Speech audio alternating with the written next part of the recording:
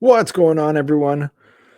Welcome to another episode of the Ponytails Podcast, number 194. We are counting down to 200. Let's go. 6 away. Just so you guys know what we're doing for that episode. It'll be special. We're going to take our favorite stories from the 200 episodes we've done so far and put them all together into one big compilation of stories. So we'll have some inspirational ones, some funny ones, some dramatic ones, maybe some sizzler ones, but it'll just be a ponytails after ponytails of all our favorite guests that we've had on so far since the beginning of the show. So tune in for that 200th episode. Hopefully you guys will enjoy.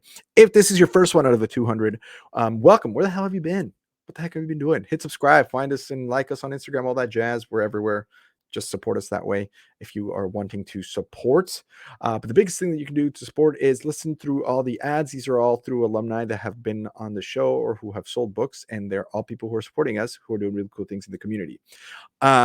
If this is like your first episode and you don't know what Southwestern is or any of that stuff, let me tell you a little bit about what we're doing. We interview people who sold books door to door with Southwestern Advantage. It's a company that recruits college kids to go sell educational materials to families all over the country. Students get to travel to a different part of the country to work for 80 hours a week, living with people that they've never met and sometimes met maybe just the day they got to the field. And of course, from that, there's a ton of stories that come. Some people do this for one summer, some people do this for 25 years. But either way, if they're done with that program and they're out in the wild living life and doing their thing, voting and paying their damn taxes, hopefully, we have them on the show and they tell us a little bit about what they're up to and how that experience impacted them. So stick around for some pretty awesome stories. You're going to love it. I promise. My guest today is Walton Simmons. He actually just got done with his last summer in 2022, started in 2016, and he sold for 7 summers during his college years and then after, unless he took forever to graduate like me. Then he sold all his college summers. He was part of the Dynasty organization that then became the Triple Threat, went to Georgia, which nobody's perfect, although they are good at their football out there. His hometown is Atlanta. If you want to get a hold of him, you can find him on LinkedIn. There's also his Instagram, which is at free.wally, W-A-L-L-Y, free as in not in prison, free.wally. His favorite scroll, although he didn't read the book, which I'm interested in because that's, I think, the first alumni we've heard that just didn't like Augmentino. But if he had to pick one, he said, number 2, I will greet this day with love in my heart, which of course is a big fan favorite for a lot of our alumni community. So when I come back, I will be on with Walton.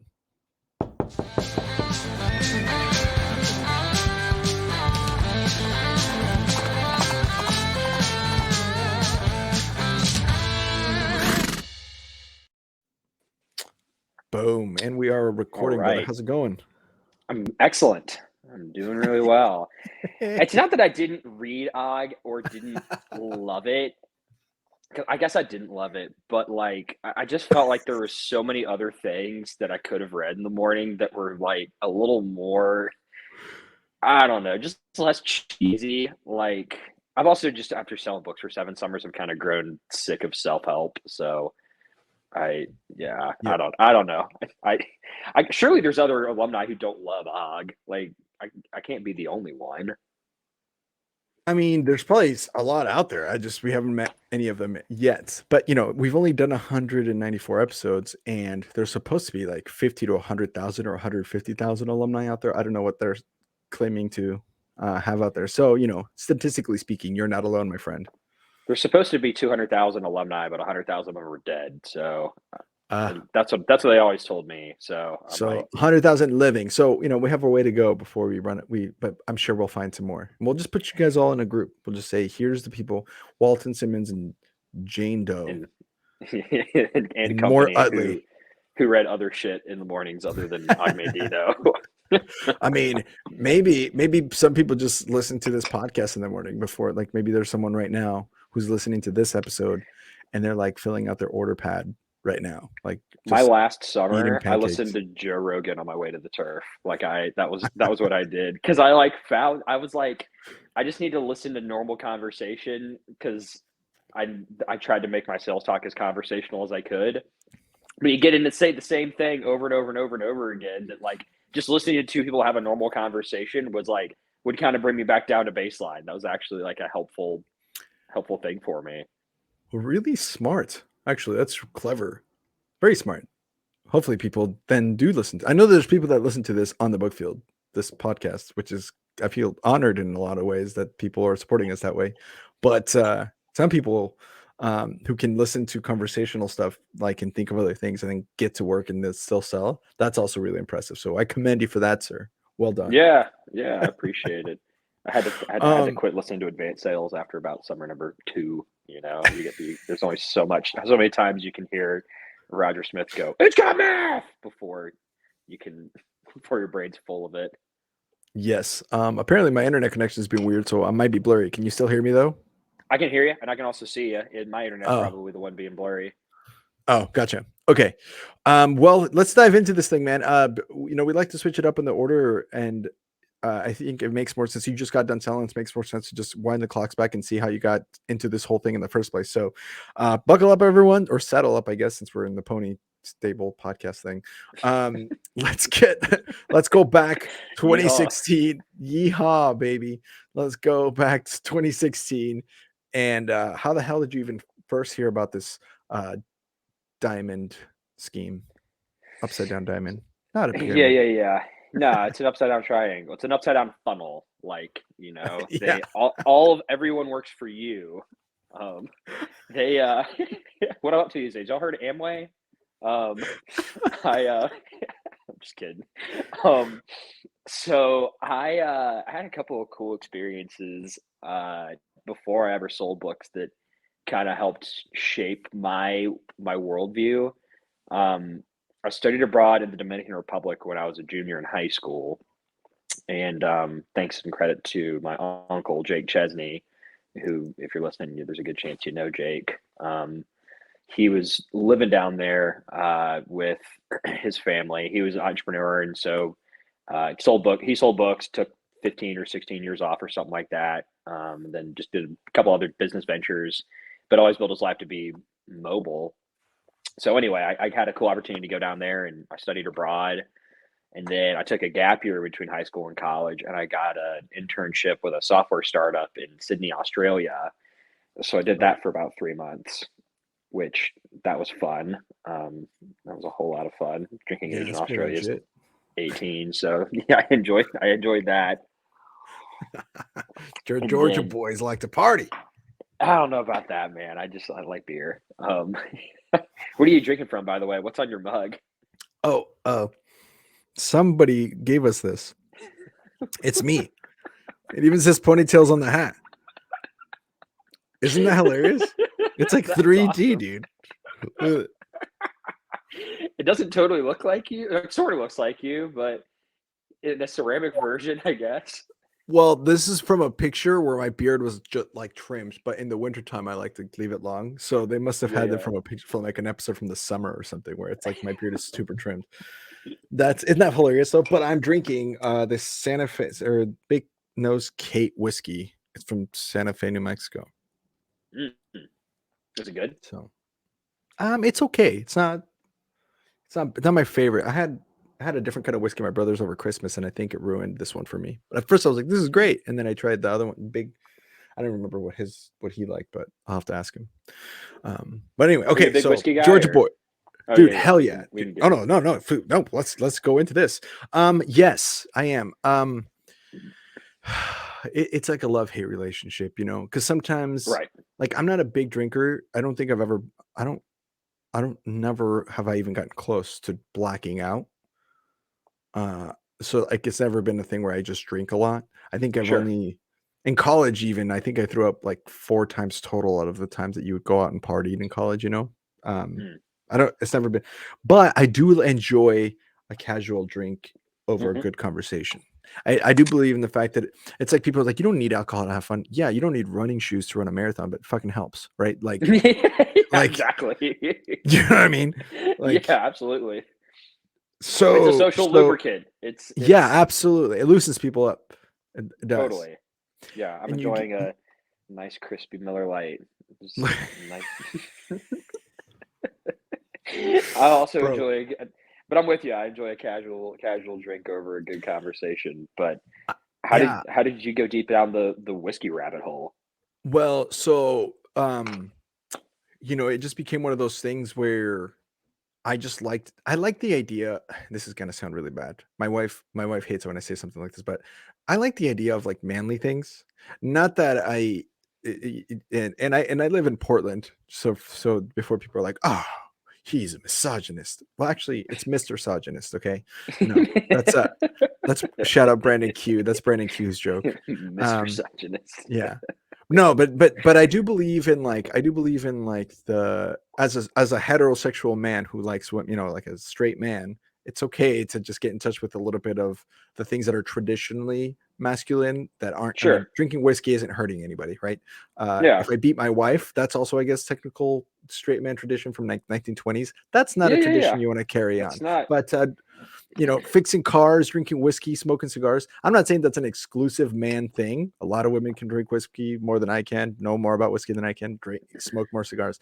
All I'm saying is that I like the idea of that instead of the other way to be a man, which is be sleazy and kind of, beat women.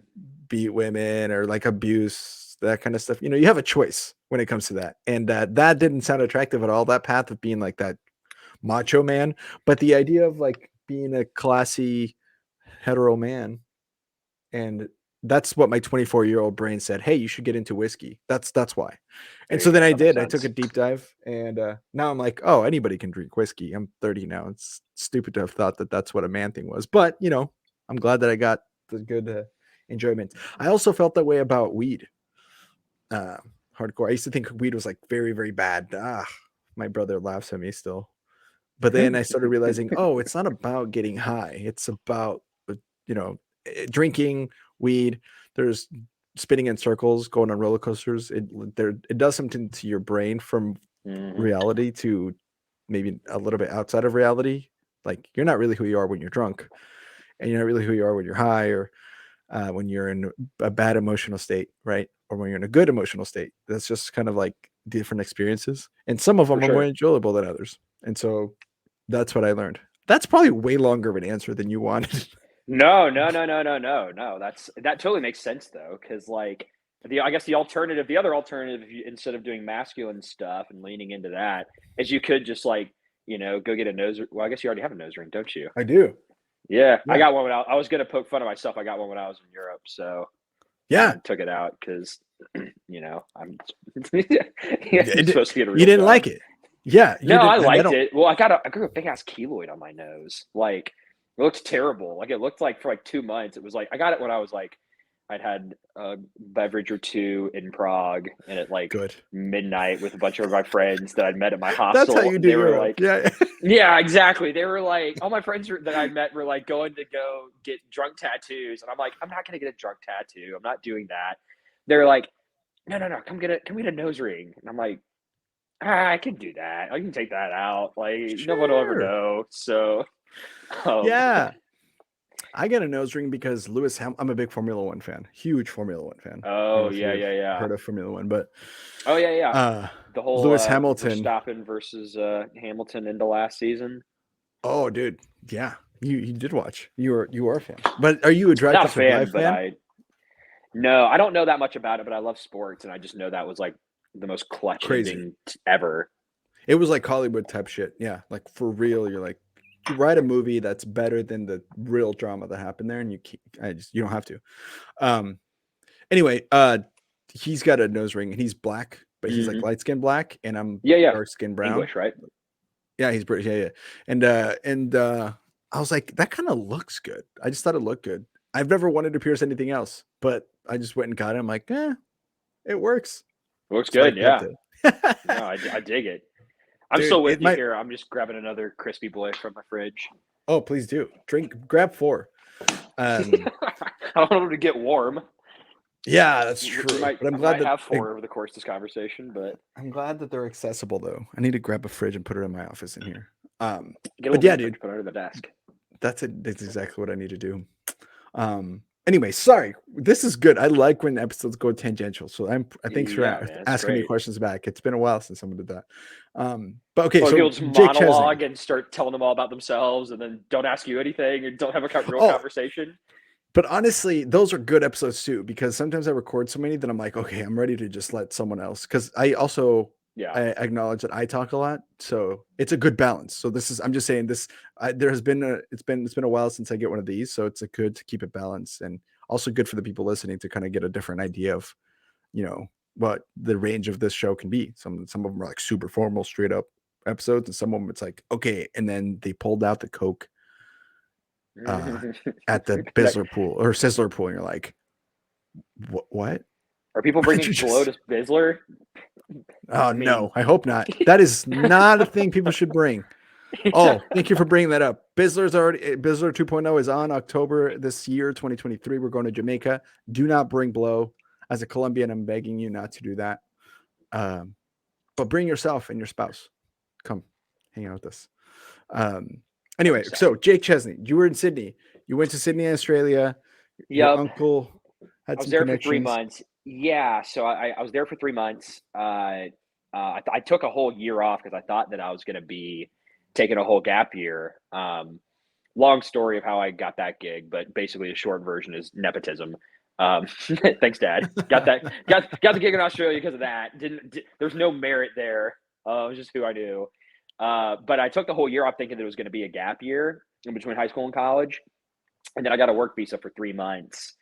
And so I came back in like December, and I didn't really have a lot to do. I didn't really have anything else planned for the year. So I was trying to figure out what I was going to do. And I like played video games in my dad's basement for like a month. And then I was like, okay, I might like actually go insane if I do this. All my friends are in college and I'm just like being a Just total chilling. loser. I'm just chilling.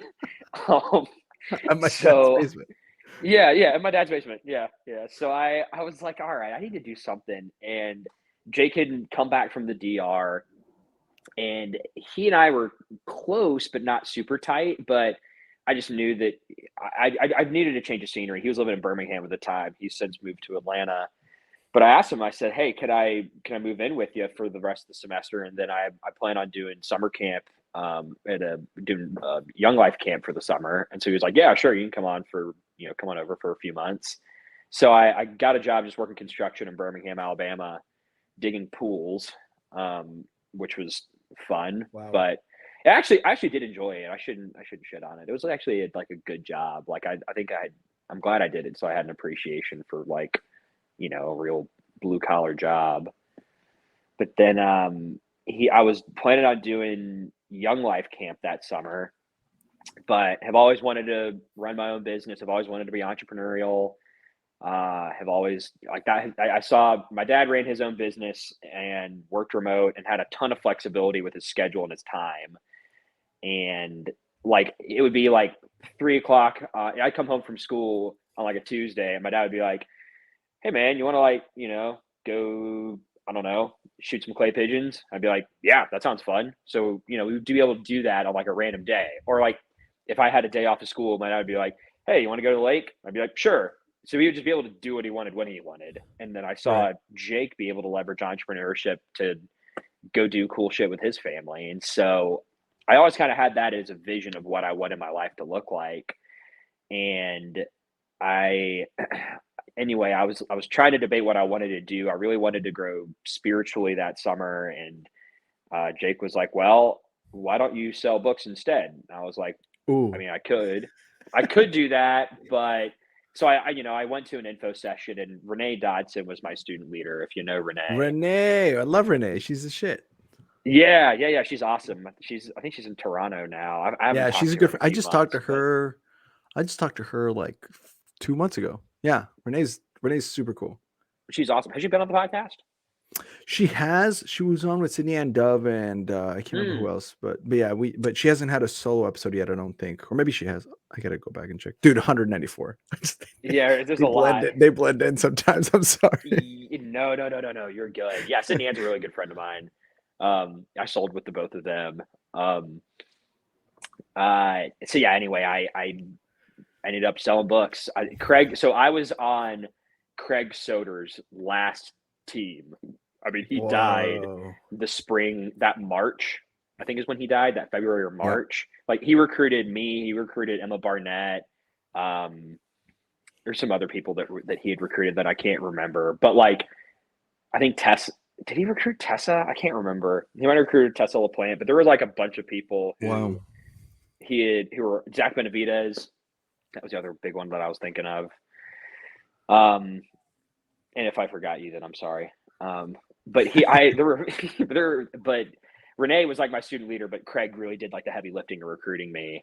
And so, yeah, he really sold me on the 5-year plan. Like I didn't go into this thinking that I would just do it for a summer. I really went in thinking like, okay, I need to like work my way up and go be an OL and like full-time recruit if I'm going to like get the most Yeah. out of the system. And he really pushed the value of that over one summer. What was he like? I mean, I met Craig on the way I met you in 2016, like maybe a handshake, 5-10 minute conversation. Nothing. I mean, I know from a context he was who he was, but from a personal relationship that you actually met him and got to spend time with him, what do you remember about him and how he impacted you? Man, it's funny because like we didn't like I didn't even know that much about the guy. And still, what I know a lot about Craig, I mostly know from other people because I remember him calling me and just being like, "Hey, Jake set it up right." Like he was like, "This is one of my close mentors from way back in the Yeah. day. He's incredibly successful. He's gone on to be, do really, really well for himself. And so, he's a good person to connect with, even if you don't end up working for his program. He's totally a good person for you to know independently."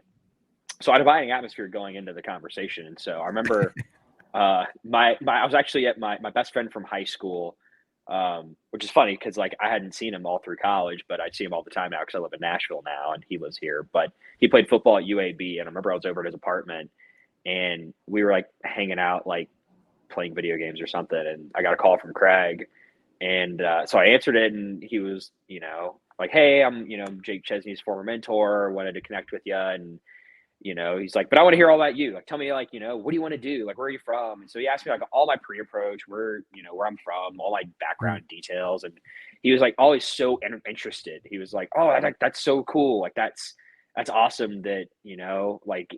Just super affirming. Like I just remember coming away from those conversations like, "Man, I really like that guy. Like, that's awesome. Like, man, he's a really nice dude."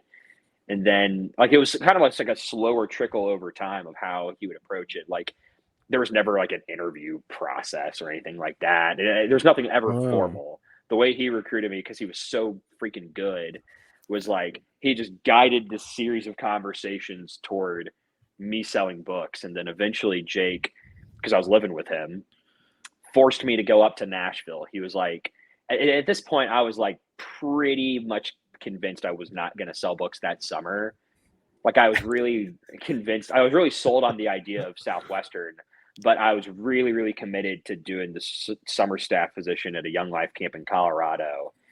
And I really wanted to do it. And then I drove up to Nashville. He showed me the company, and I don't know. Like even there, it didn't move. Like I moved, and I was like, okay. I mean, like I think this is like cool, probably like 50-50. And then um, it's funny. I'm a Christian. I'm a pretty bad one. I'm not very good at it, but I'm a Christian, and we all I are technically. yeah, not all of us, but I mean, there's all but one, I we're guess. I don't know. all of yeah, you are all the Christians. I thought you meant like we're like we all are Christians who are Oh, bad. I identify in Christianity as well, Yeah, but I'm just saying within the world of Christians, by definition, we're we're all not very not that great at it. we're all not that good at being it.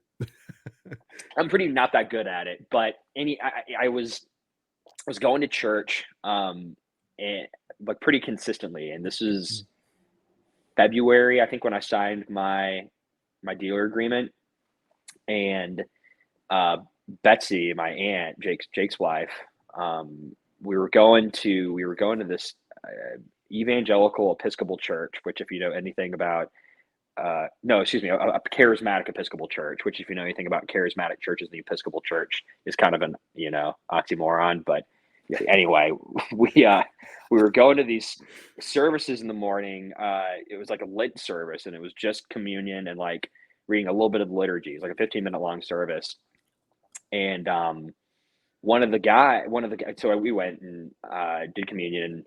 The priest asked, "Does anybody have a word for anybody?" And I haven't told the story in a long time. he asked if anyone have a word for anybody, and one of the guys said, "Yeah, actually, I feel like I have a word for Walton, which is that I think you've been struggling with something, but I think you're going to feel a lot of clarity and peace." And I was like, "Huh, okay, well, yeah, that's kind of nice." And Thanks. yeah, and we walked out the door of the church, and I was like, "Fuck, I have to go sell books." Like, damn it! Like, And Jesus said no, so. oh no, I gotta go sell books. Like, it just like Uh, struck me, and I remember talking to Betsy, and I was like, "I'm gonna sell books, Betsy." And she was like, "Oh, really? Are you sure? Like, you were kind of waffling with it for a long time." I was like, "Yeah, that's what he was talking about. I gotta go sell books." So I was like, "All right, let's do it. Sign me up." And, then I 7 years love later, that. 6 years later, here I am. But that was how I got snookered into it.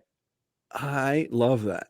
Um, what aspects of the program that maybe Craig, Jake, and or Renee, if you had met her at this point, what aspects of it drew you in, or like did really like spoke to Walton on the inside? Like, I mean, because not, I mean, people always say money. I don't mean money or the travel. I mean, that's awesome for anybody. I mean, any college kid, Yeah, you say money and travel, that's like candy, you know, or beer, I guess, in that to compare. But altruistically, like or yeah. altruistically, is it the word? Like inside, what did Intrinsically, intrinsically? Yeah, it's my second language. I'm sorry. no, you're good, brother. You also had a little bit of whiskey. We're chilling, man. Yeah, we are a little bit as generous, but yeah, We yeah, what drew me in, yeah, there were a few things. I mean, honestly, the big one was that Southwestern's an entrepreneurship factory. Like that sold me, which in retrospect, now that I'm out, is totally true. Um, what I was really shocked at is how few people leverage, at least of my peers, how few of my peers leverage the tools and the blueprint that Southwestern gives you on how to run a successful business that mm, went and became business owners. Almost all of my peers went to go do straight commission sales, which is a form of running a business, but like bootstrapped entrepreneurship, not. That was yeah, not what most people end up doing. That was the biggest one. I mean, I learning a skill, something my dad told me, which I thought was fantastic advice, was, with whatever you choose to do through college in your time, make sure you learn marketable skills. And so that was why I did that internship in Australia, was because they told me they would teach me to code. And it was really more of like a, hey, if you want to code, you can, but we're going to go send you to work for our clients, and you can just kind of be like their coffee boy. You'd be the office intern.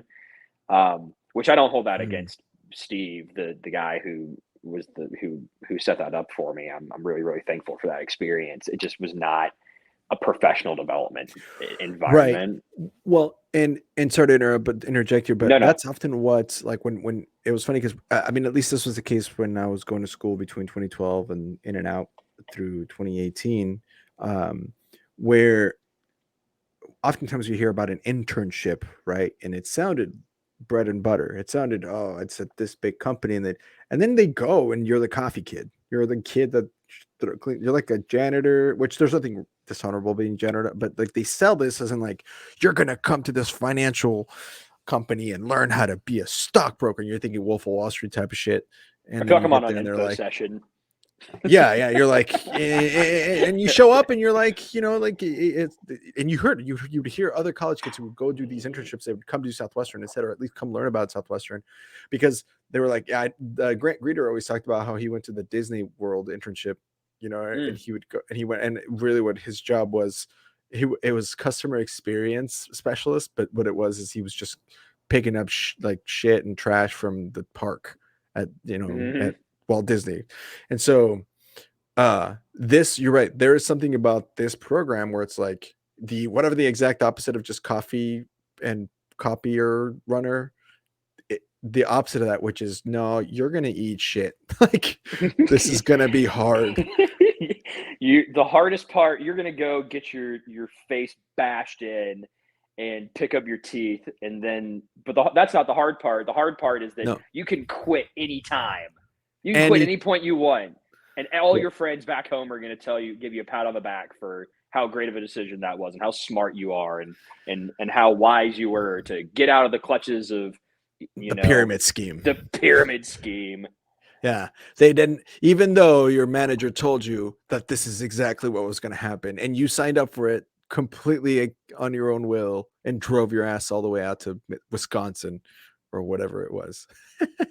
Yeah, you're right. That's the hardest part is you could go home at any time. Yeah, man. Like that was, and I that wasn't tough for me. Like I wasn't like, they really like all of the messaging around, and I've just kind of deconstructed this mentally over the last few months that like so much of the messaging around Southwestern to rookies to the group is like, don't quit. Like, don't freaking quit because it's so painful. Yeah, these, if you're like your brother Danny, and whose entire livelihood and 2 kids and wife and all the money that he has to put on the table is in the hands of 18-year-old Billy. Like, yeah, not quitting. Not quitting is really, really, really damned important, Yeah. So I get it. And also there is, I mean, and I'm not excusing this because there's some people that go way overboard with the don't quit. And there's certain people that you're like, no, you should actually go home because it's actually more detrimental to everyone in the org that you stay. Oh yeah. I had to send kids home when I was in OL. Like that's just part of the deal. Yeah, it's part of the deal. But there is something to be said that when the sharp kid that doesn't see his own potential or her own potential that is in their own way, that you're like, if you could just be a little more coachable, or if you could just do this and get the fuck out of your own way, right? Then you would be not just successful, but a leader, and really shine and inspire other people in the org. When that kid goes home, oh, that's rough. That hurts. That's tough. That's the kid we're talking about. Not the kid that definitely needed to go home. We're talking about like the one that's just like, man, you were supposed to be, the lead horse. Can I tell you a story about a kid that I had to send home? Is this an appropriate time? Okay, sure. So, whenever, dude. It's a free flowing conversation. So this was my sixth. This is my 6th summer. I was in South Carolina. I was running a group. We ended up being the number 2 org in the company, Camden Greco's group, which is the other org in South Carolina under Jake, was the number 1 org in the company that year. But I had this kid who was a walker, and there's this B contract who'd recruited, who was a stud. He was a top first year, came out and like was working really hard, and he worked really hard in recruiting. He brought out 5 people, and it was like the squirreliest 5 book kids you've ever seen in your life. I mean, these kids were like, one of them I learned after the summer was, and my stepbrother has autism, so this is not in a negative context. It's just autistic kids probably shouldn't sell books. Like that's probably not the place for them. Yeah, learned that one of the kids had autism. Like had like this one kid that I am talking about in the story. So this kid, I met him in sales school, and I felt really bad because like I didn't exactly know what his deal was because like he was kind of quiet. But he was one of my roommates, and like you could see the dude's ribs from the back. Like he was like he was withering away. I was like, oh my gosh, kid, like eat a cheeseburger. Like, come on, my guy, like put some food in your system. And wow. I don't think he was like anorexic or anything. I think he just was like super frail. And I sent him home in sales school. I was like, hey man, I've seen your sales talk. I was trying to put it as politely as I could. I was just like, Mrs. Jones is going to eat your freaking lunch. Like, you're not, this isn't for you. Like, go home. Just go get a different job. Yeah, and I have so many thoughts about this already. Keep going. Oh, this is going to be a great conversation. So, and he was like, so anyway, he gets sent home, comes back out. And part of the reason why I sent him home was like, there was some mental health stuff that I had picked up on throughout the week of sales school. And we also did virtual sales school. So I had 2 weeks with this kid where I was like, ooh, I don't think this would be unkind to you to come out. But I sent him home, and he gets on he was a walker. So he goes all the way back to Texas, gets a bus back all the way out to South Carolina. And Jake is like coaching this kid. Jake's like, look, dude, we'll if you're like that determined, I guess we'll take you. Like, but you got to go like prove it to us. So go knock on doors and keep track of your stats in Nashville for like 3 days. So he goes and knocks on doors by himself with no book bag for 3 days. Just was like, I'm gonna eat shit for breakfast, and I'm like, okay, come out, dude. Like, if that's, I didn't think that you had it in you, but you got it. Come on out. He comes out to the field, and like in his first week, he got 3 sit downs, and I was like, Oof. oh no, Oof. That's not good. The crux of the story. This is the second week, and I get a call from his student leader at the end of the night. I'm doing a stat call, and I'm like, hey man, how's Johnny? That's not his name, but we'll How's keep Mort? it discretion. How's Mort? How's Mort doing? And his student leader's like, oh dude, he was knocking on doors in this neighborhood, and he couldn't get into any door to go to the bathroom, so he peed his pants. And I'm like, oh no, dude, like what what? He was like, yeah, he couldn't get into a door to go to the bathroom. Nobody would let him in, so he peed his pants. And I'm like, no, are you serious? And like, so I was like, okay, pulling the plug. He's got to go. You got to go, brother. Like the determination, the grit to like fight through all of that is awesome, but like you can't. Some people just can't. It's like the way actually Virgie put it is, which Virgie is super hardcore and intense about don't quit, but the way she put it, I think is really apt. She was like, because I talked to her in sales school, she was like, some people are really, really, really determined to go play in the National Basketball Association. And if I decided I was really determined to go play in the National Basketball Association, that is fantastic. But like, I'm a 5'4" white woman, and I can't play basketball. Like, not to the degree to go play in the NBA. Like, yeah. It's like just some people don't. Unfortunately, it's horrible, but some people are just. It's not even that they're not good enough to sell books. It's that they're designed to go do something totally different. Exactly. And exactly. It's like he wanted to go be an R&D, and that's a good fit for somebody like that, where the social skills and the social raw material is just not there. It's not there for everyone. Hey guys, hope you're enjoying the episode so far. I know I am. I wanted to give a quick shout out to the people that make this show possible, the people that bring this show to you. These are people who all sold books, and we're here to give a quick shout out to them in a spotlight about their company and what they're up to. So if you're interested, or if after listening to this, you're kind of wanting to know a little bit more, feel free to click on the links below to connect with these people. These are from an excerpt I have with them from a podcast that I do on the side. It's called Executive Exercises, where we take all our sponsors and they come into a think tank and share some awesome ideas about how to grow their business, specifically on different topics. Go check that out. But I pulled some of the comments that they had explaining what they do and who they're looking for on their companies. And so if that sounds like you, like I said, click below. Hope you enjoy. So yeah. And so money wise, and it just seemed like it was going to be the leads, which I wanted to go back to that because you mentioned this, and that's another thing that maybe Southwestern people don't understand is leads. That's kind of like you're saying, basically, imagine you show up to a town to sell books, you send a postcard out to every single family that has kids in school or young children, asking them if they struggle with any of the following subjects, yes or no. Would you be interested in hearing about a product that might help you with all those subjects, yes or no, name and address, and then you just waited at your HQ for like a couple of weeks, and then you got in the mail like 700 people returning that postcard saying, come to my house, here's where I live. Hi, are you the mom of the house? Yes, and we've heard of you. Great. Yeah. Is this your handwriting, Miss Betty? Yeah, that's my handwriting. Yeah. You got a few minutes?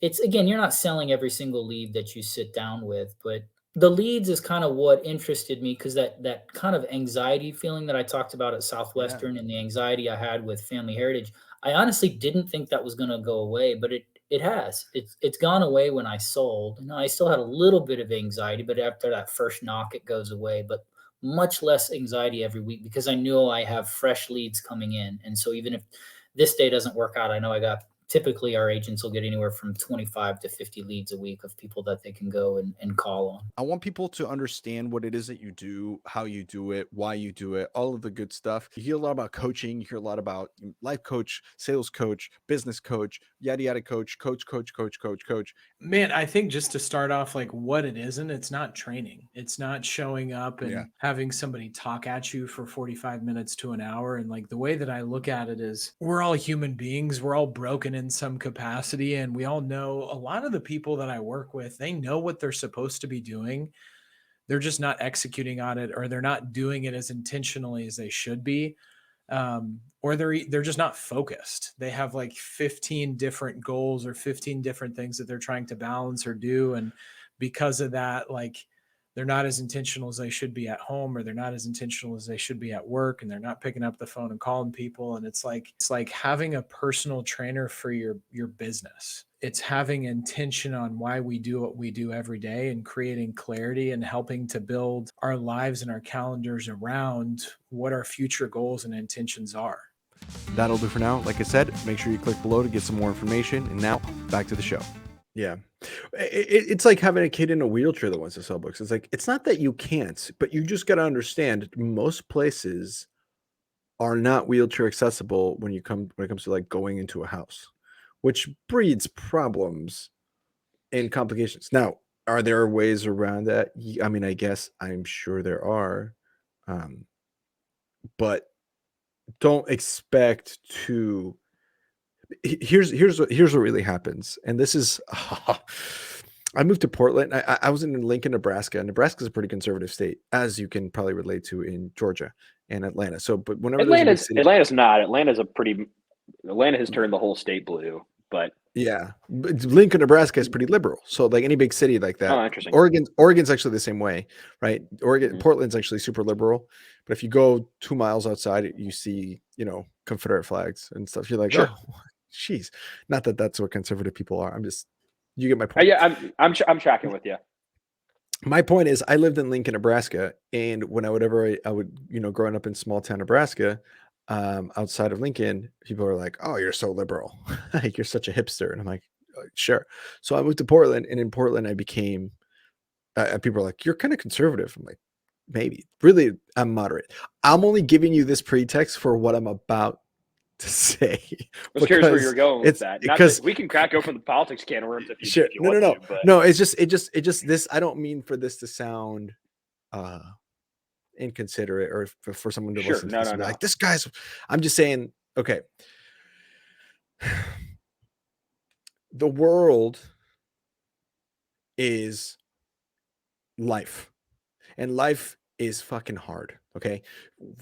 People, when they get to politics and you start debating politics, you start they lose me when people start going into ideals, whether it's liberal or conservative people, when they start talking about like, ideally this shouldn't happen. Right. Or ideally, for example, when someone says ideally a woman should walk in the middle of the street at 2 a.m. without wearing what she wears. I agree 100%. A woman should be able to walk in the middle of any street at 2 a.m. in any part of the country, in a good country.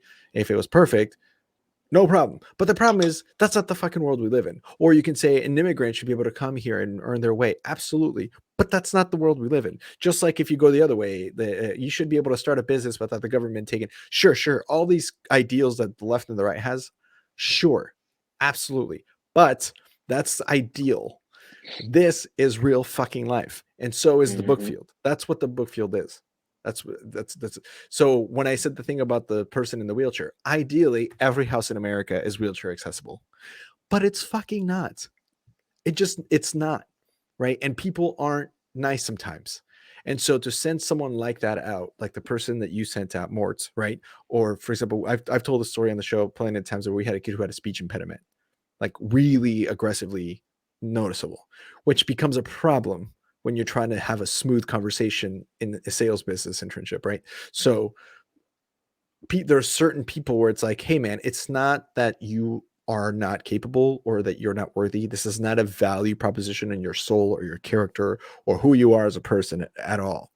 But the reality of the situation is the world and life sometimes can suck.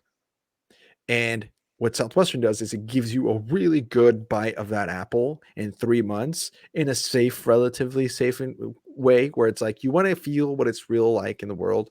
Some people you meet are going to give you the most amazing meal at the most important time when you most needed it, the day you forgot your lunch on a rainy day. Every book person can connect to a story like that sold books where you're like, I cannot believe, whether you believe in God or the universe, that they send you an angel when you knocked on this door and they were like, hey, are you hungry? And you go, holy shit. And then they bought, right? And for every one of those people, there's another person you'll meet that summer who's the exact opposite of that. They're going to tell you, you suck. What are you doing on my porch? Gun to your face. Fuck off. Whatever. Yeah. To me, it was a racial thing. To women, it's probably something degrading. To white guys, they call them liberal. I don't know. I was a joking. But but you know what I'm saying? Like and both of those people live in the world. And you're going to meet them, whether it's in life. And so there is a point, there is a line, like Fergie said, where it's like, you just can't do this. Not because of who you are, but because of how the world is. You just can't do it. I'm sorry. You just can't. And also, when you're selling books, you're signing up to be Sisyphus. You're rolling the rock up the hill, and there is no end. It's like you're getting the absolute, like, you're putting yourself in a position that is like the least attractive, least desirable position to approach another human being in the whole world. Like entirely knocking on their door. Like maybe a worse, maybe I don't know, maybe when it's like, 20 minutes before closing time at the bar, maybe that's a less desirable way to approach somebody. But or when someone's parents just died, or they just got in a car accident, and you don't walk up to someone who got out of the cars and go, hey, you want to talk about Jesus Christ or whatever? Like, you don't. Yeah, exactly. Yeah. Exactly. But it's the equivalent. It's the equivalent. Yeah. You're at home, safe, chilling. Yeah, man. Like, and the other thing, just in commentary, like those people who give you pancakes when you're starving, and the people that, dog cuss you out on their front porch, a lot of the time those people are the same, independent. Like, when I started to really believe that my second summer, that, like, I don't know, what did they say? Something like, a buyer's a buyer, independent of when, whenever, no matter what time you knock on their door. So, I'd be like out there knocking on doors at 10 o'clock at night and bang on their door, and someone comes like, what the fuck you doing on my porch, man? I'm like, oh, he wasn't a buyer. It's like, no. He might have been a buyer at 8. Walton. You probably would have been a buyer at 7 o'clock. He probably would have been fine. You're just an asshole for knocking on a parent's door at 10 o'clock at night. And bro, I had to navigate that. But on that note, man, I was talking. I shouldn't say this. I shouldn't say who this was with, but I was talking to someone who, well, it's just because she probably wouldn't want me to say that it was her. It's not a bad thing, but someone who used to sell books, who I was visiting her house, and she's very much a supporter of Southwestern. Let's just put it that way. And I was talking to her, and she was like, honestly, if a kid knocked on my door right now, it was like 6 p.m, but like her kid was sleeping and she was trying to like cook dinner. And we were talking about kind of something similar to this. And she's like, honestly, if someone knocked on my fucking door right now, I would be so mad. Like, and I'm like, honestly, and I don't know this has happened to you since you've just got done with selling books, but I'm telling you right now, like, sometimes I'll be doing episodes at night, and in my head, I'm like, if someone knocked on my door right now, I'm fucking working. Like, I'd probably not be the nicest person at the door either. And I did the damn thing. So it's like, as you get older, you start understanding, like, what the hell were we doing on a Saturday morning at 7:30 in the morning, knocking on a high school parent's door because it was gravy time? Like, what were we doing? You know what I mean? I understand it, because if you told a rookie, hey man, like, use your discretion, you told them to use any kind of discretion, and the discretion is going to be bad. It's irrational. You tell 18-year-old Billy, who's just gotten his brain splattered in by a million moms, like, you know what? Honestly, if it's 9:15 at night, you probably don't need to keep knocking on doors if it's dark out and you don't have any appointments. You tell them that, and Southwestern started doing that. Most of the time they're going to be like, I mean, it's 6:00 and I don't have any appointments, so I probably I just cut it. I gotta they'll go. start. Yeah, if you give an inch, they'll take a mile because they're 18 and Yeah. they're college kids, and it's a hard thing to do. Yeah, not many 18-year-olds have the fortitude to be like, no, I'm gonna. Yeah, no, you're on it, and that's part of the reason why they're out there is to learn these skills, to learn that discernment, right? That ability to make that decision. But that's fair. The 931 demo fastball to the face is just for character, though. Let's be fucking real. Yeah, That's just for character. And you need it. You need it. You didn't sell books if you weren't like just scratching on a door. Like, I knocked, I swear, it's 9:32.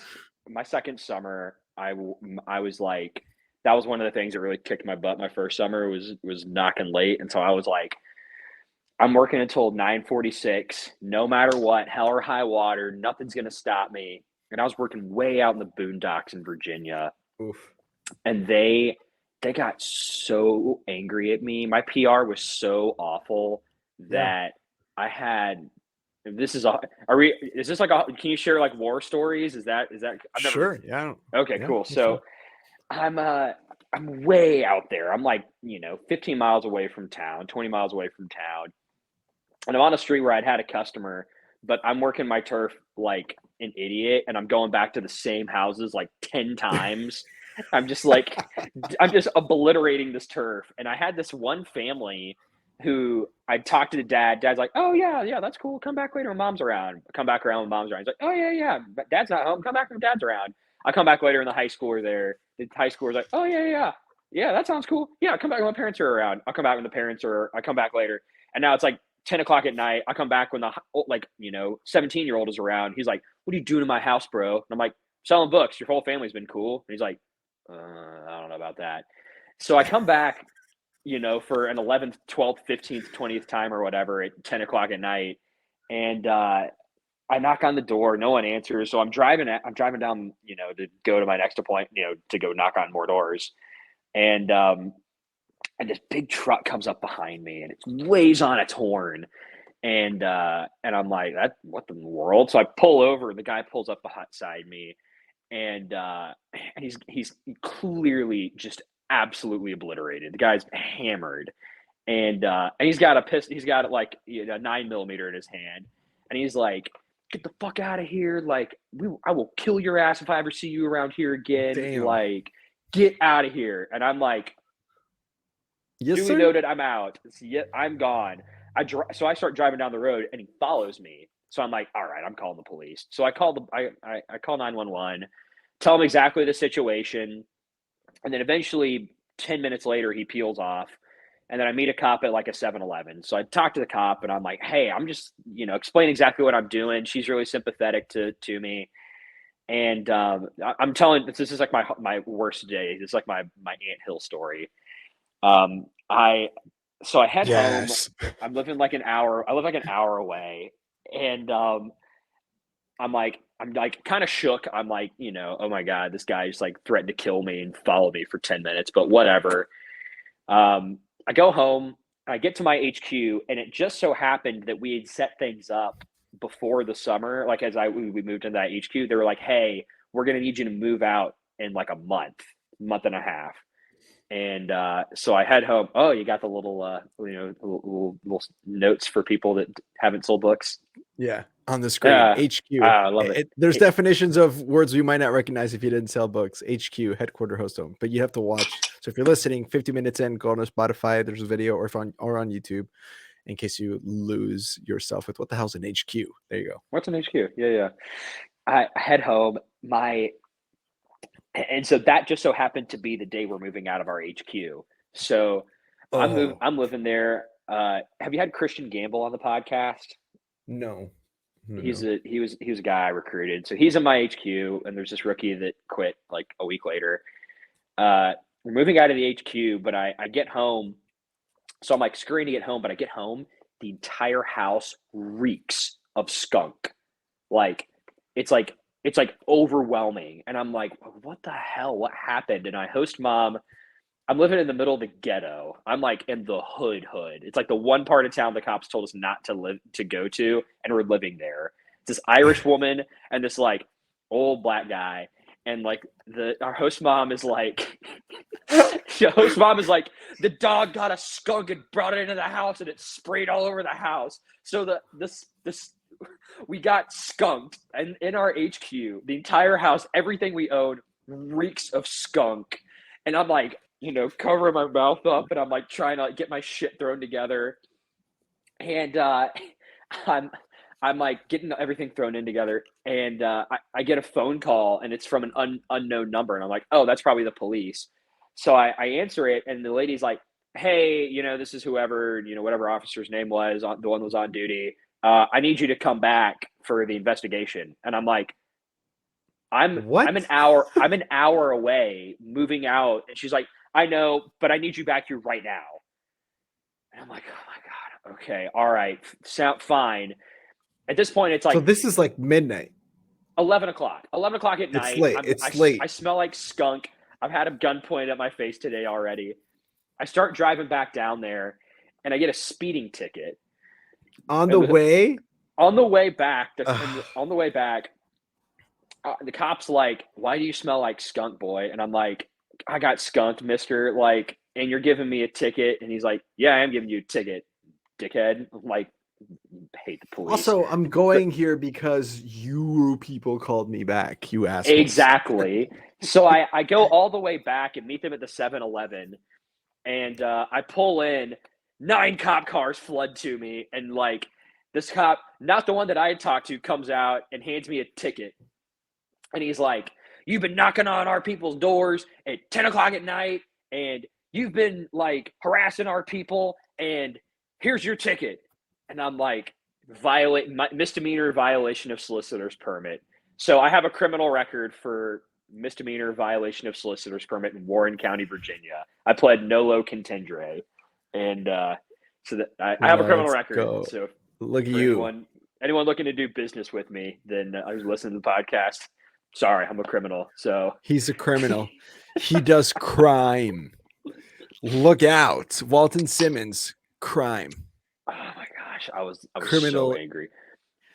I would be angry too. This is some bullshit. So, but to the cop's point, my solicitor's permit said I couldn't knock on doors after dark. And you bet your ass I was out there knocking on those doors up in the boonies, way up in the mountains in Winchester, Virginia, Front Royal, Virginia at, 10:30 at night. I worked 90 hours one week, and I just knock until 11 o'clock every night. Like I was a menace to society.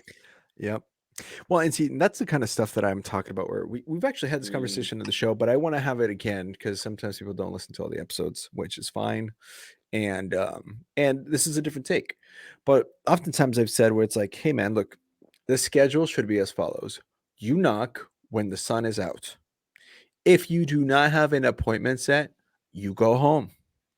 End of story.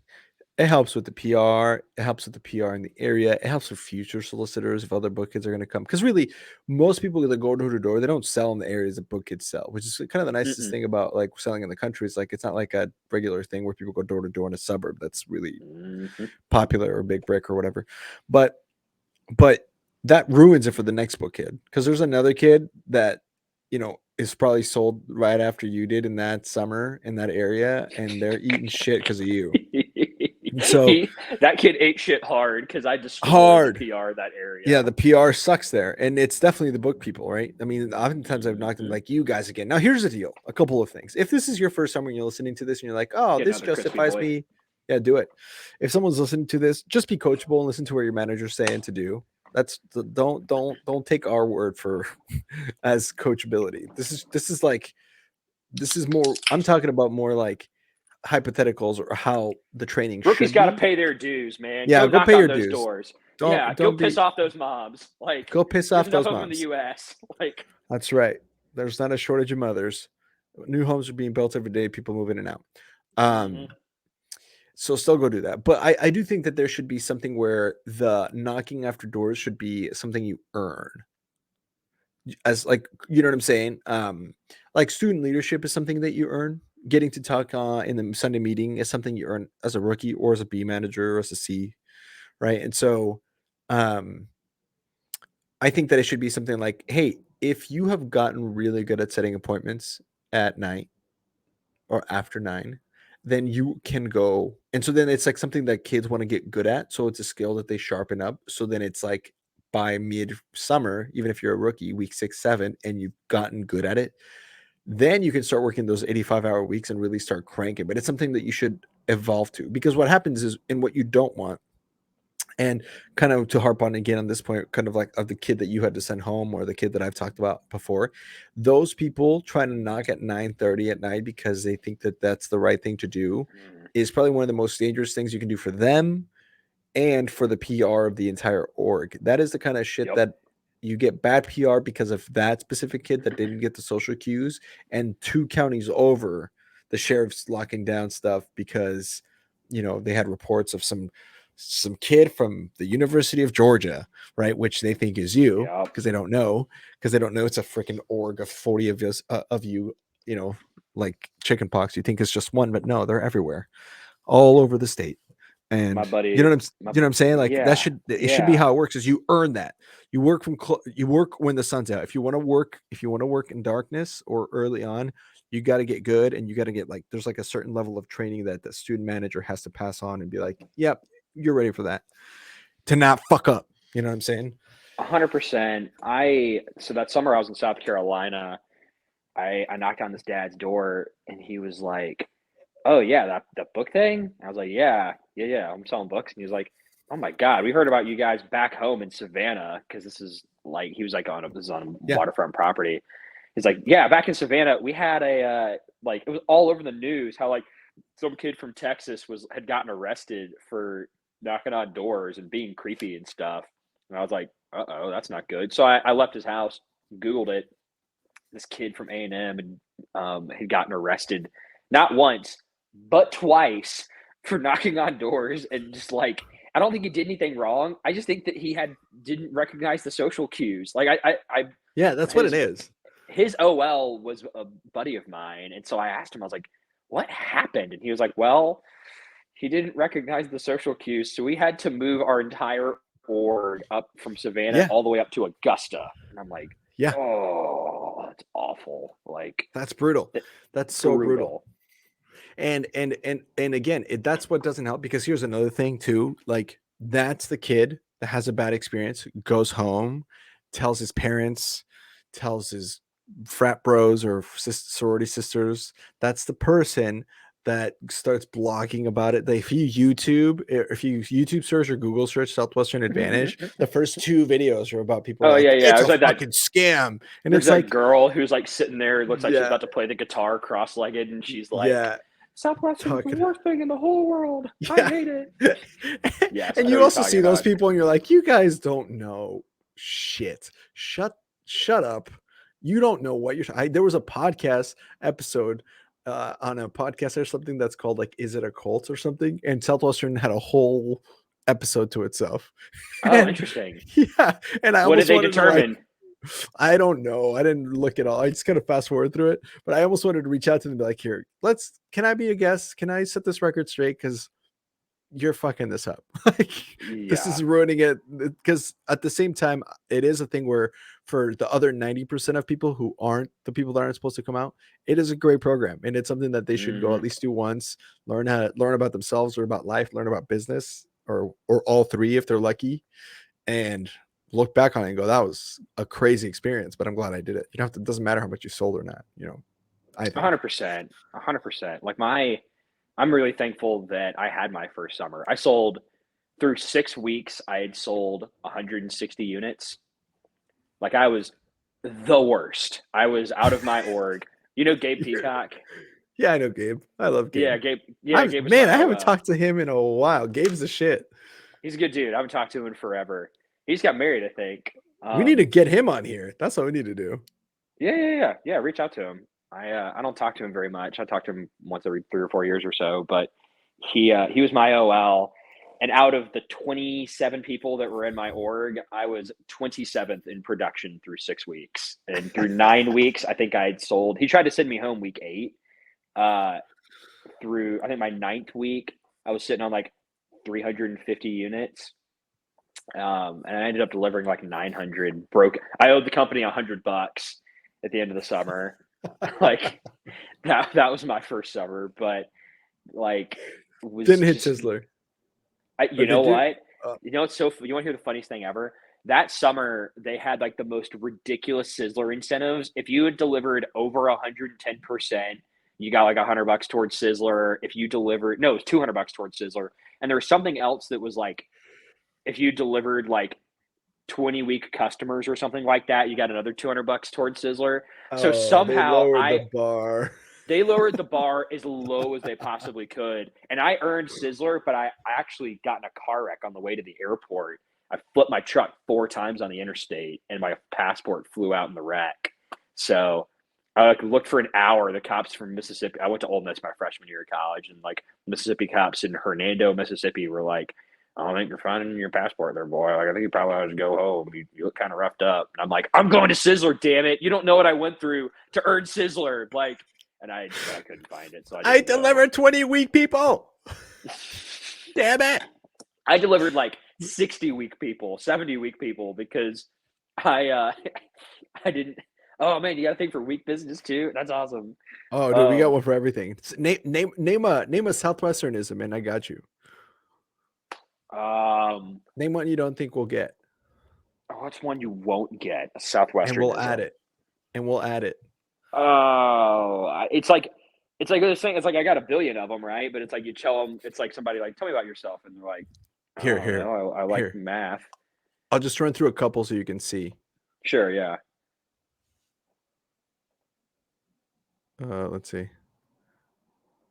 Nice. Blue light special. Books equal money.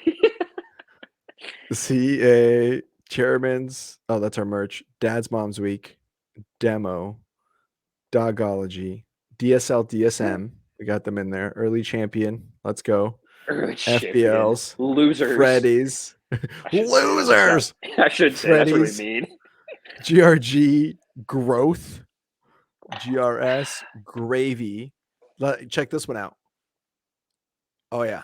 HPH. Oh, have you ever gotten, I don't know if this is a terminology that we used in our org and no one else used.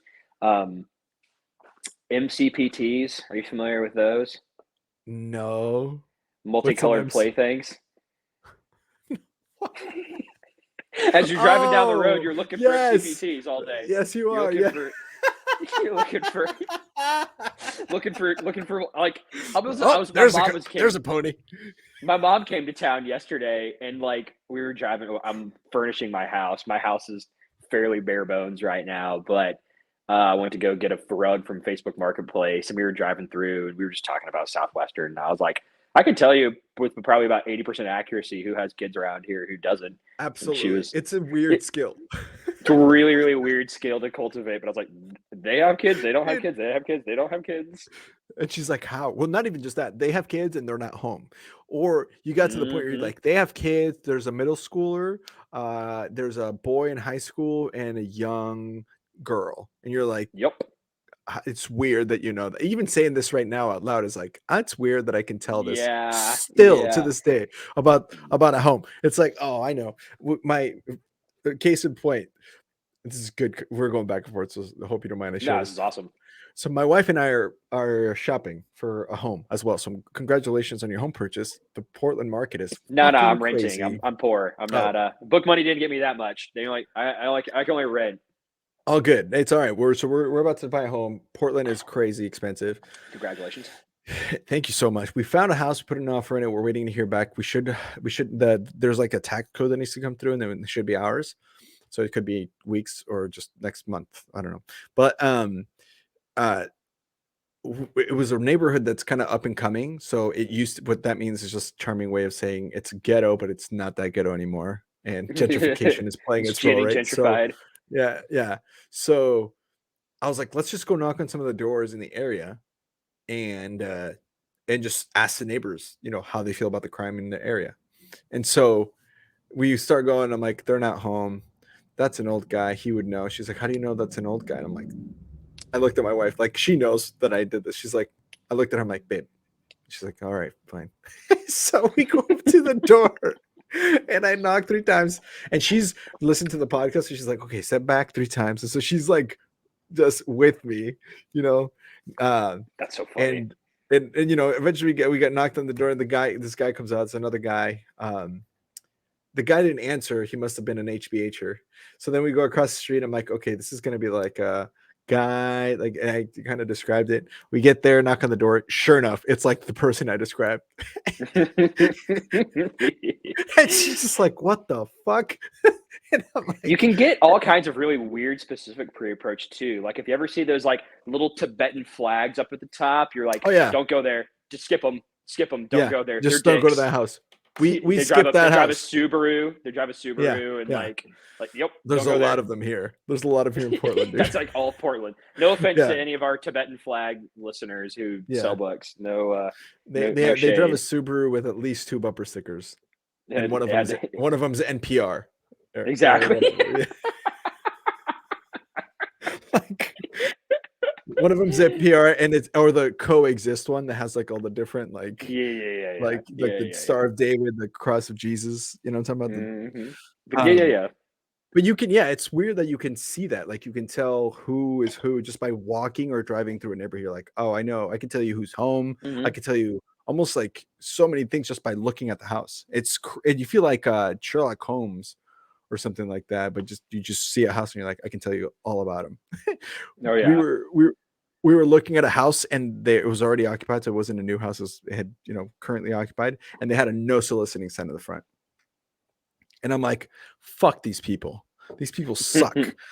And then the realtor's like, why? The realtor's like, why? I'm like, they have a no soliciting sign. That's not the kind of person who takes care of a home the way I want a house to be taken care of. And she's like, okay.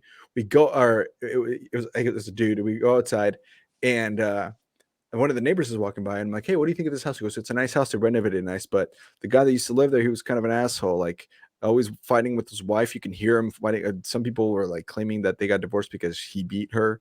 And I'm just looking at the realtor, and I'm like, I fucking told you I don't want a house that has a no soliciting sign. That's so funny. Fuck those people. Anyway, so yeah, we have the whole gamut here in there. So yeah. Anyway, I wanted to ask you, man. Oh yeah, go ahead. No, go for it. Say your thing. No, briefly, then we'll change the conversation up. So my second summer, I worked in. It was at the end of the summer, and I went to. Oh my gosh, where was it? It was in near Norfolk, Virginia. I think it was in Suffolk, Chesapeake. I went to this neighborhood that had just been absolutely decimated by solicitors, and that's where it was like one of those like cookie cutter houses where everyone looks everyone's exactly the same, and everyone works for the military and like or does defense contracting for the military industrial complex. And I was just like, that's where I would understand having one of those signs up. If you're getting like 15 solicitors every day, I got 2 sit downs that day, and I was like, hey brother, you got to move me, get me out of here. I can't, put me in the boonies. I can't do this. Like, well, not me, can't do it. No, I understand. Or like there's like, I sold solar in like Phoenix in July, which was fucking 120 degrees out, right? So people don't even open their doors because like the air will come out. Like it's like you just don't open your door. But it's like the same kind of place where it's like you would knock and they're like, you're the 5th solar guy, not just the 5th solicitor. You're the 5th solar guy today. And we're 2021, we're mid-COVID. Like, so I'm working from home. This person's, I'm interrupting their workday. At that point, I was like, I can't. Like, you can't. This place sucks because that's what everybody. It's like selling books. But everybody, it's just too many people. I miss the country, so. I understand that. Now, also, I should also say, not everybody that has a no soliciting sign is an asshole. It was just more like a funny thing to say. Sometimes you'd have the no soliciting signs where you still knocked it anyway, and it was like from the previous owner, and they just never removed it, and they were the coolest people ever. I'm just saying, or if you live in a house, the husband just put it up for his wife because his wife buys everything. Like you get those. Yeah, that kind of stuff. So I'm not saying it should just blanket, but every once in a while you meet the no solicitors, and you're like, oh yeah. Yeah, you are this fucking person. I hate you. I'm just kidding. You don't hate nobody, but I hope your kids have lazy eyes, or whatever. Your kids are going to grow up stupid because they didn't get Southwestern books. Yeah. Everybody else got books. grow And when they up- ask you about why don't we get the books, they're going to be like, yeah. I wanted to ask you a little bit about, and we'll probably intervene out of your summers and stuff. Normally we go chronologically, but what are you up to now? Like, why did you decide that the last summer was time to leave, and what are you doing in Nashville? Yeah, great question. So this was never my end game, selling books. I wanted to do it. I for a long time, and Craig really just painted the picture of what the 5-year program would look like. And then I wanted a full time. I'll probably quarter timed. I was pretty off schedule full timing. I would not recommend full timing the way I did it, but 1/3 timed. Yeah, exactly. I own that. My failures in recruiting were my own. I did not enjoy recruiting, but neither here nor there. I own that. Heard that, Chef. But in January 2021, there were a couple of reasons why I wanted this one to be my last one. I'm sure Virgie probably doesn't listen to this, so I'll say this. I love Virgie. Honestly, I don't know. We all love Virgie though. I have such a good relationship with her. I feel like I can probably say this. The way she operates is, I think she works really well when she's got a long heads up when someone's leaving. And I saw people leave the book business who'd been selling books for a long time and maintain a really good relationship with her. And because she had been my DSL for 7 years, it was really important to me that I maintained a good relationship with her and with Rao. And I mean, I knew I would maintain a good one with Jake because he's my uncle. Like, yeah, he's got no choice. Jake's a saint. Like, I'm not gonna, unless I did something to like implode his organization. I'm not gonna leave with a bad taste in my. I'm not gonna leave him with a bad taste in his mouth. But it was really important to me that I left with everyone feeling good about it. And I saw people leave at the last minute. Like after a summer, and they're like, I'm just going to go year to year, and then pull the plug. And then Virgie would, it just didn't sit well with her. Yeah. So I was like, I need to give her a good 2 years heads up. So I did. And so January of 21, is that one you got on the list? Have you thrown GRS up there? Yes, sir. I do. There you go. Yeah. That one for our kind viewers. Yeah. So, if you're this far and you didn't sell books and this is your first episode, you should be watching instead of listening. But that's a whole different story. Yeah.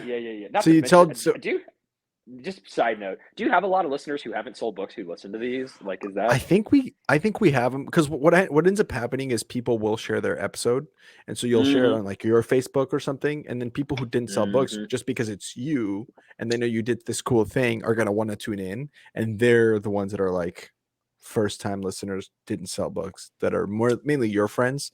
Although all that to say, for example, and if you're listening, shout out, brother. My chiropractor, which by the way we found the realtor that's working with us now, she's totally badass. And unfortunately, she's not part of Southwestern Real Estate. Although if you guys want to go into real estate, shout out Southwestern Real Estate. But she was recommended to me by my chiropractor, who listens to this show. And he didn't sell books. He's just an entrepreneur, and he like values the lessons that people share sometimes about, sales and mentorship and leadership and stuff.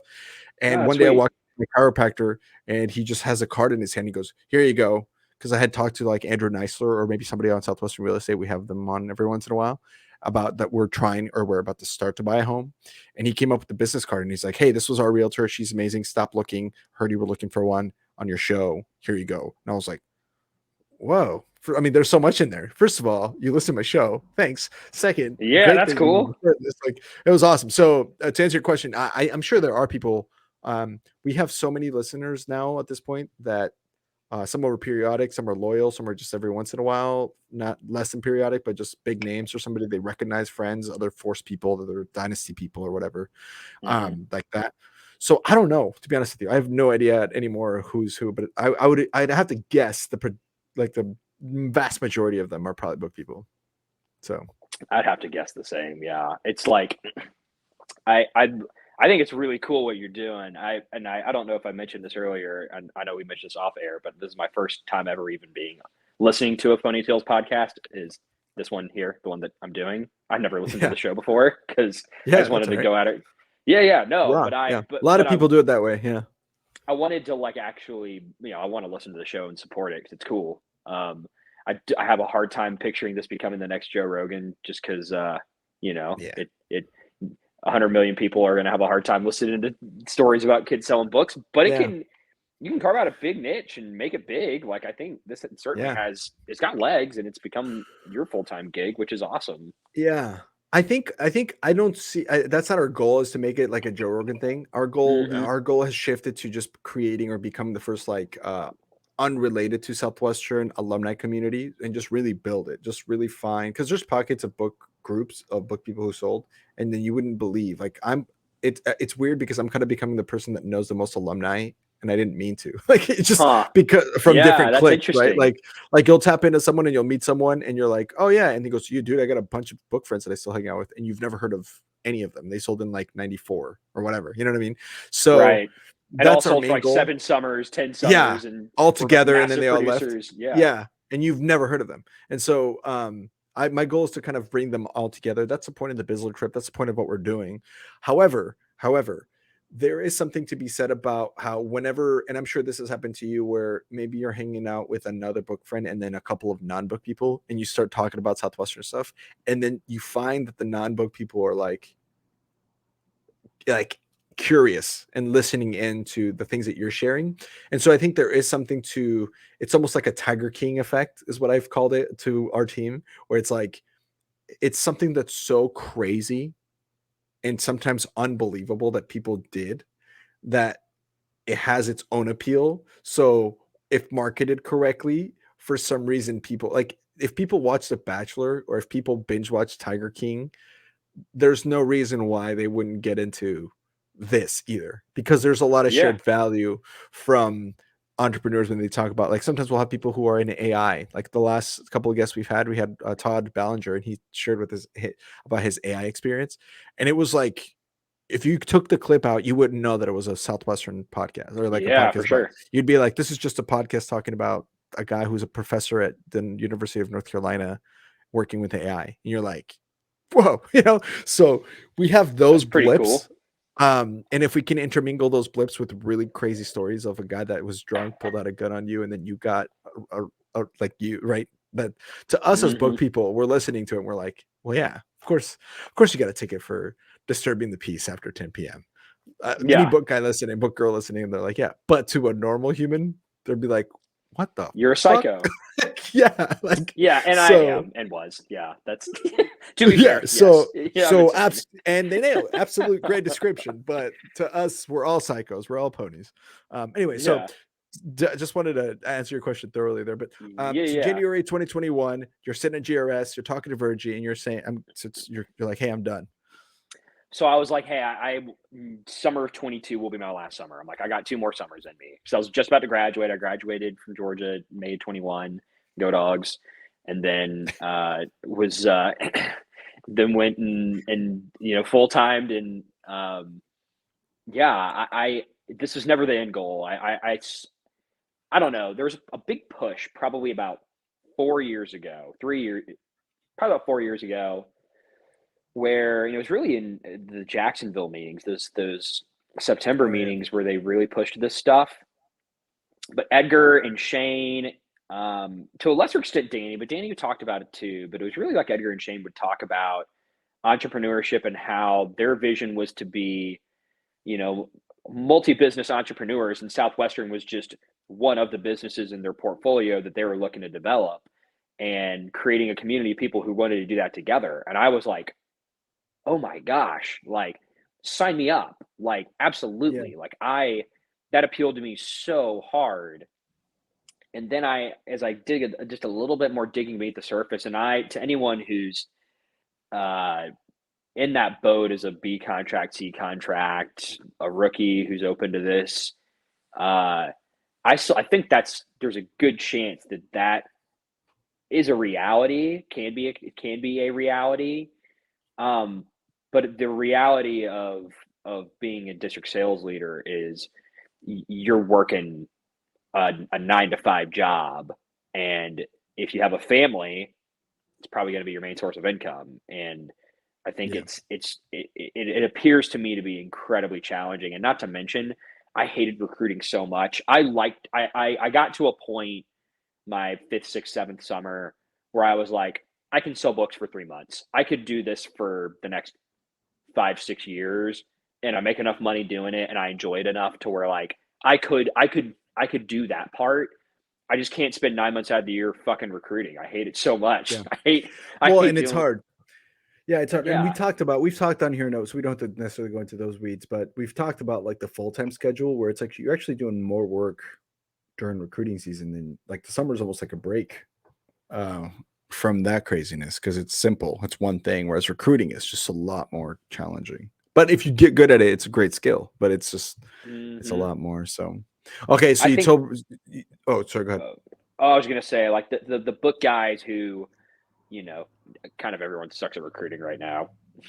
no one's a 10-man team is like whoa, but the book guys who recruited 20-man teams, I'm like so impressed by, those guys who are just like the charismatic dudes who recruited 20-man teams and that produced the 20-man teams that then went and produced. Yeah. And then they went and sold a shit ton of books too. Like, those people are freaks. Like your Matt Atchisons, your Rory Vadens, Ron Alfords, where it's like, I recruited 15 people, sold 12,000 units, and you're like, and my team was top org or top team, and you're like, you are different. Hey guys, hope you're enjoying the episode so far. I know I am. I wanted to give a quick shout out to the people that make this show possible, the people that bring this show to you. These are people who all sold books, and we're here to give a quick shout out to them in a spotlight about their company and what they're up to. So if you're interested, or if after listening to this, you're kind of wanting to know a little bit more, feel free to click on the links below to connect with these people.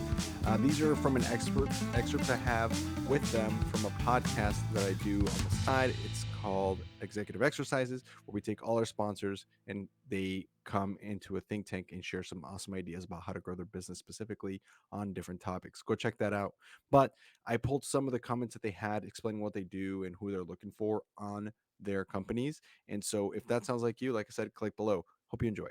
That's okay. And actually, and this is good to, I had Nick kind of explain this a little bit too, but it's because I've been in the insurance industry before.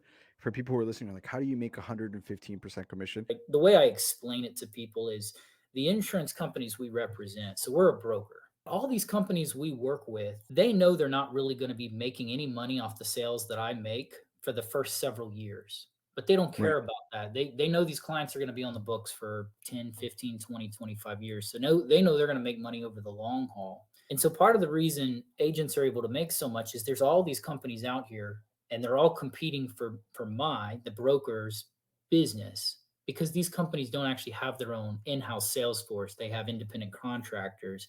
And so if their compensation or their commission levels that they offer aren't competitive, I'm not going to place any business with them. Hello, off schedule moment. Wanted to tell you about Southwestern Real Estate. They're 99% drama free, only 99, not 99.9. So it's a bit spicy, kind of like this episode. Anyway, they will learn you to kick ass at real estate. So make sure you guys click the link below, get in touch with them. Okay, back to work. Bye. That'll do for now. Like I said, make sure you click below to get some more information. And now back to the show.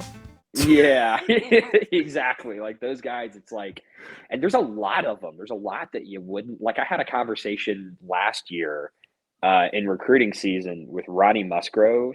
He's one you should get on here. We're in chats. Yeah. Governor Musgrove from Mississippi. Governor Mississippi in the early 2000s.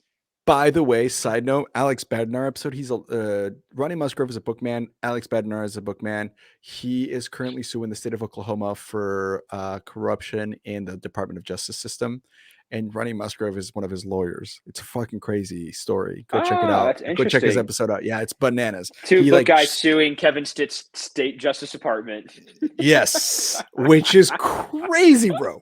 I know. Like Alex was dropping that story, and at first I'm like, it sounds like because you never know. You Google it, and he's like got a record for like all this stuff. So you get the one side of the story, you get the media side of the story, the Department of Justice side of the story, and then Alex comes on. And I wasn't judging. I'm like, I just wanted this guy to share his thoughts. So he comes in and shares his thoughts. Great dude. Sends me like emails of like memos, documents, lawsuits that are public that he knows how to find because he's a lawyer. And I'm like, I have them and I'm looking at them and everything he's saying is spot on. And I'm like, this, if he's right, which based on what he sent me, all points yes, there is some serious corruption going on at the highest of levels of government within the states of Oklahoma and other places. And it's like, what? I want to have a conversation. I want to have a conversation about that off air. I'm very curious about that. That's fascinating. Sure. I would say check that episode out and then give me a call and we'll chat because there's a lot that gets divulged in that episode. It's crazy. It's crazy. Yeah, Alex is a stud. And so him and JJ Humphrey, who did not sell books, but he was like another like state representative in Oklahoma, approached me about starting a podcast. So we do podcast production as well. So if you guys are out there and you want a podcast, we can do it for you, make it look all legit, professional, that. But he was like, we want to start a podcast about this whole experience because there's just so much. Like we only talked for like an hour and a half or something, but there was still so much to talk about that you just can't cover it all in one episode. And he'll probably be back with Ronnie after Ronnie comes in and shares his perspective on it. But so to answer your question, yeah, I know Ronnie, and there's a lot of going on there with all that. It's crazy. But Ronnie's a stud. Crazy. Ronnie's an old stud guy. Yeah, stud. Yeah, former governor of Mississippi. Yeah. Yeah, I don't know him intimately, but he bought us lunch. Me and my recruiting partner Travis. We were driving from Ole Miss to LSU because we got kicked off. No, Mississippi State to LSU because we got kicked off Mississippi State's campus because. Anyway, I'll root against Mississippi State in every sport forever because fuck those guys. Fuck Mississippi State. Fuck those guys, dude. But cheers but to yeah, that. Cheers to fuck those that. guys. Yeah. Except for I am sad about Mike Leach dying. Like that sucks. Like that's fair. Really, really unfortunate. I loved him. Like hate their institution and their university. Hideous, gross town. Hate Starkville. Had a terrible experience there. Super rednecky, but you know. Mike Leach dying is like tragic, man. He's a gem, but I just mentioned that because we drove down and I was like, oh yeah, obviously we're the governor. That's really impressive. That's cool. Like how was your experience at Southwestern? He's like, oh yeah, like I've recruited 20-man team when I was in college. I'm like, you did what? Recruited a 20-man team in school? Like that's legendary. Insane. That's crazy. Yeah. Like, imagine a kid now recruiting a 20-man team. They'd get, in school. Yeah, that goes and sells 30,000 units. Yeah, crazy. Yeah, and then the kid himself goes and sells 12. It's crazy. Yeah, pretty bananas. But okay, so you knew there was time to go. You tell Virgie. It ends amicably. It sounds like. Totally. Yeah. I mean, I was like, it's time to go in, a year and a half. And she's like, sounds good. Go to work and then be done. Dude, Virgie's a shit. I can't wait till Virgie retires so I can have her on here because she's so legendary. I almost want to just say screw it and just get her on anyway. What do you do now? What are you doing in Nashville? So it's pretty cool. I'm pretty excited about it. So my family has a business in the manufacturing space where we have a manufacturing sales agency. And basically we connect large manufacturers of big machine parts, steel castings, iron castings, and sell to large wholesalers. Like our biggest customers are John Deere and Ingersoll Rand, Club Car, Bluebird Bus, big machine parts. Like one of the projects we're working on right now is the frame underneath a golf cart, like the frame to connect, like to help hold the axle together. So that's the business that we've been in for the last 80 years. I'm the fourth generation of the family business. And wow, dude. Yeah. So it started off as an iron foundry in Atlanta making textile mill parts. And the textile mill, my great granddad bought it somewhere in the 1940s, right around World War II. And the textile industry died in the South and around World War II. Like it was a precursor to, like, textile industry was a precursor to all of the jobs getting shipped overseas. A lot of our Right. manufacturing. So the foundry was a terrible business for a long time. My granddad shut it down in 1988, I think, and went to his customer base and said, "Hey, look, I can't supply you myself, but I can go represent my competition and be your supplier still." And so he kept his whole book of business.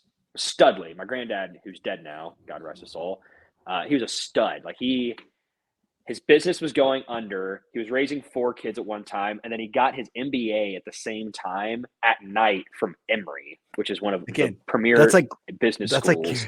That's like hearing from Ronnie Musgrove saying, "I got a 20-person team." That's just as impressive. You're like, you did what? You stud. Yeah, Grandpa's a stud. my granddad was an animal. So that he did that, kept his book of business. And then my dad was in the Army for 8 years, got out about 2 years after I was born, and didn't want to go get a corporate America job. So we went to go work for my granddad and grew the book of business. But for a bunch of different reasons, my granddad died. So it's just my dad now, now me. And for a bunch of different reasons, neither one of us are particularly excited about, like, my vision. I'll back up. My vision long-term was never to go work for the family business. That was never my intention or my goal. Like I kind of wanted to go do my own thing. I wanted to go off on my own and do something. And maybe it would call me, maybe it wouldn't.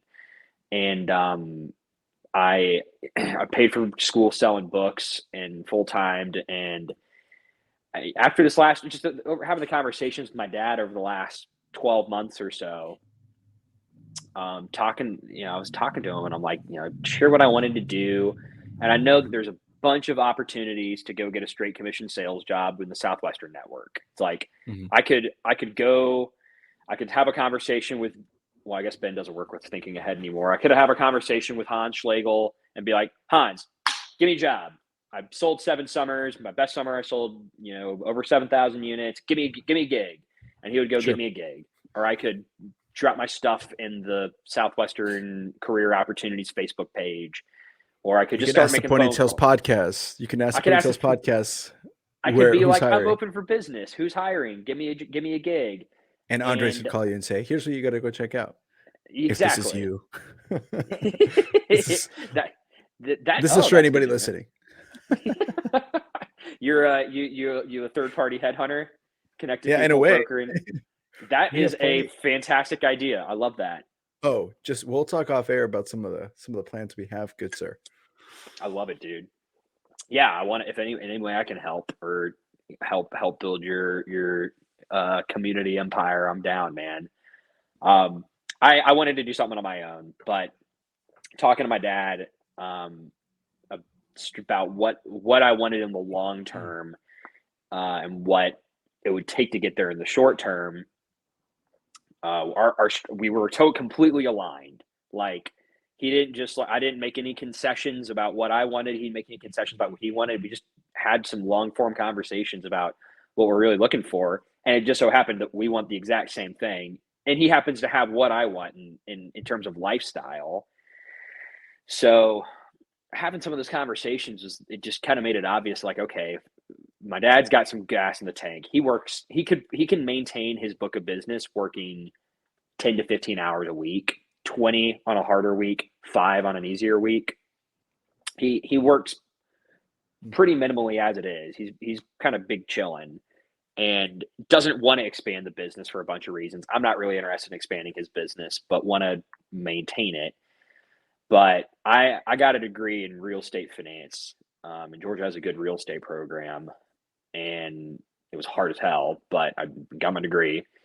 But I've always been interested in the real estate space. I've always been curious about it. And it's funny because, like, when I would knock on doors or I'd tell people, like, yeah, I'm a real estate major from the University of Georgia, people would be like, so are you going to sell commercial or residential? And I'm like, and I probably shouldn't say this because you're sponsored by Southwestern Real Estate, but I think they do such a good job of not being this. But I'm like, do I look like I'm going to go rub elbows with, like, 60-year-old ladies and be a real estate agent? Like, yeah, come come on now. Yeah. And now I have a bunch of And friends. that's industry standard, right? Which is, again, and I don't feel like you're shitting on our sponsors at all. And even if you were, that's the risk they take. They know, they're aware. But yeah. that is one thing that people liked about that particular industry is you can either go and find that, like you said, do what you're saying, or not, and you can find companies that aren't doing that.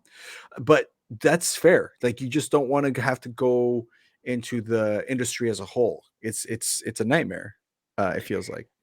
I was always interested in the space, but did not want to go be a real estate agent. I was not interested in that. And so I will give Southwestern real estate some love, because I am friends with Sydney Ann. I'm friends with Charlie Wyatt, which he's another good guy to have on the podcast. Studs. Yeah. I'm friends with others that are coming to mind right now, because I've had 4 crispy boys, which I need another one, as a matter of fact. I got to re-pour my whiskey. Look at that. Yeah, re-pour your whiskey. I'm gonna need to. This is my third pour. We've been talking for an hour and a half. It's been a good conversation. Yeah, dude. This is great. Do you see what I'm saying? When people are like, why are your episodes so long? It's like, we don't mean for them to be long. We just have a conversation surrounding our experience in selling books. Shit happens. Yeah, man. I'm gonna need to go to the bathroom in just a second here, but that's fine. I got stuff to fill in with that. So, I'll make it a natural stopping point to kind of wrap up what I'm doing. We wanted to keep the maintaining business, the manufacturing business that we have, and do what it takes to maintain that, but really grow. My dad has about a good 10 to 15 years left in the gas tank career wise. He's 55. So he's told me, he's like, I want to retire in 10 years. That's the goal. I want to work my ass off until I'm 26. I want to work my ass off till I'm about 35. And then stop working my ass off and start working between 20 and 30 hours a week and take my foot off the gas, but be able to provide for my family. I like nice things, so I'd like to make good money. And don't want to answer to anybody. I don't want to have to clock in, clock out, ask for permission. I'm like, I have not had to ask for permission in a long time for a lot. And I'm thankful that Southwestern was good enough in their systems and in their processes and the way they've structured things, where there's accountability, but there's not you never have a boss. That I love that. I do not, I will not have a boss ever. I do not want to have a job. A person that tells you when you can go pee. Exactly. I will piss on my own accord. So I'll piss when I want, even on a podcast. Exactly. Just don't piss your pants. I won't piss my pants. I could do that, but I'm not terribly interested in that. I guess I'm open-minded, but so we kind of landed. We got my stepmom got a call from who she thought was, she gets calls from, she has a corporate job, and she got a call from it was a franchise developer, but she thought it was a recruiter. So she took the call because she hates her job right now. She's pissed at him, and it turned out to be a franchise consultant, basically a third-party franchise salesperson. Oh. And we ended up scheduling a call with her, and we've gotten kind of deeper down the conversation. And we're in the due diligence phase now, but we knew we wanted to get in the real estate space. So we're talking to a property management franchise in the Nashville area, and they're the biggest franchise in the country. There's no signing on dotted lines. We're 3 weeks at a minimum far out before doing any of that. But we're gonna get in the property management space. That's kind of the industry we've landed on, and in what capacity? In what capacity? I would say there's probably a 50% chance we end up with this franchise. We got the franchise disclosure document 2 days ago, so it's a 400-page document. So I've been having to read through that and digging through it. But it seems to me to be a scalable business, and I'd always been opposed to franchises just because it kind of seemed to me that it's like you're entrepreneurial, but kind of not, because you're answering to the man and you have systems you have to follow and stuff. But the exit strategy appeals to me. You can sell your book of business. Smooth. Yeah. and you give whatever you're paying. I'm not afraid of of operating costs, and I'm not afraid of paying for systems and for processes. I'm not. And that's how you scale. It's how you scale. It's buying scalability. It's not. Yeah, it's fine. Yeah, that's worth it. So totally worth it, I think, if it's a good fit, and I think these people are. Right. That said, though, 2 days ago, we have a family friend who's a bigwig real estate developer in Atlanta. A couple of connections removed. It's my stepmom's best friend from college's husband. So he has a big real estate development. He's, I don't know, vice president or something like that. They went to, my dad and them went to go get dinner, do something within the last couple of weeks, and Matt, I just happened to mention to him, we're looking at potentially starting or buying a property management business. And so this guy was like, hey, I got a couple of thoughts. And he's got a connection with BlackRock and Starwood, went in and bought a property management company that I read their 10K. They're doing a lot of business. And it's vertically integrated. So they'll buy houses, they'll buy residential real estate and manage it themselves. I think the name of the company is, I can't remember the name of it. It's like Tradition or something like. It's like some like generic name that's something that BlackRock would own. But this guy was like, I have a really good relationship with not with BlackRock CEO, but this company CEO, and make an introduction, and it may make sense for y'all if that's what your vision is, for Walton to go work for him for 6 months to a year, and then learn some tricks of the trade, and then go do y'all's own thing. So I'm like, that's super interesting. Yeah. So I'm like, they're kind of like Darth Vader, but I'm like kind of a good person to learn from. So that's something that's on the table. Whether or not I need to get you guys in touch with Pat, just so you can have, since they're in the real estate game, even the network. I've got a relationship with Pat. Yeah. Oh, that's good. He's someone, he's someone he's fucking awesome. He's got a good, him and Jake are tight. So I've of course, a half dozen conversations with him over the years. Pat's great, man. He's someone I should talk to just to bounce some of these thoughts and ideas off of, because the experience alone of what he could know, or for sure. That's awesome, man.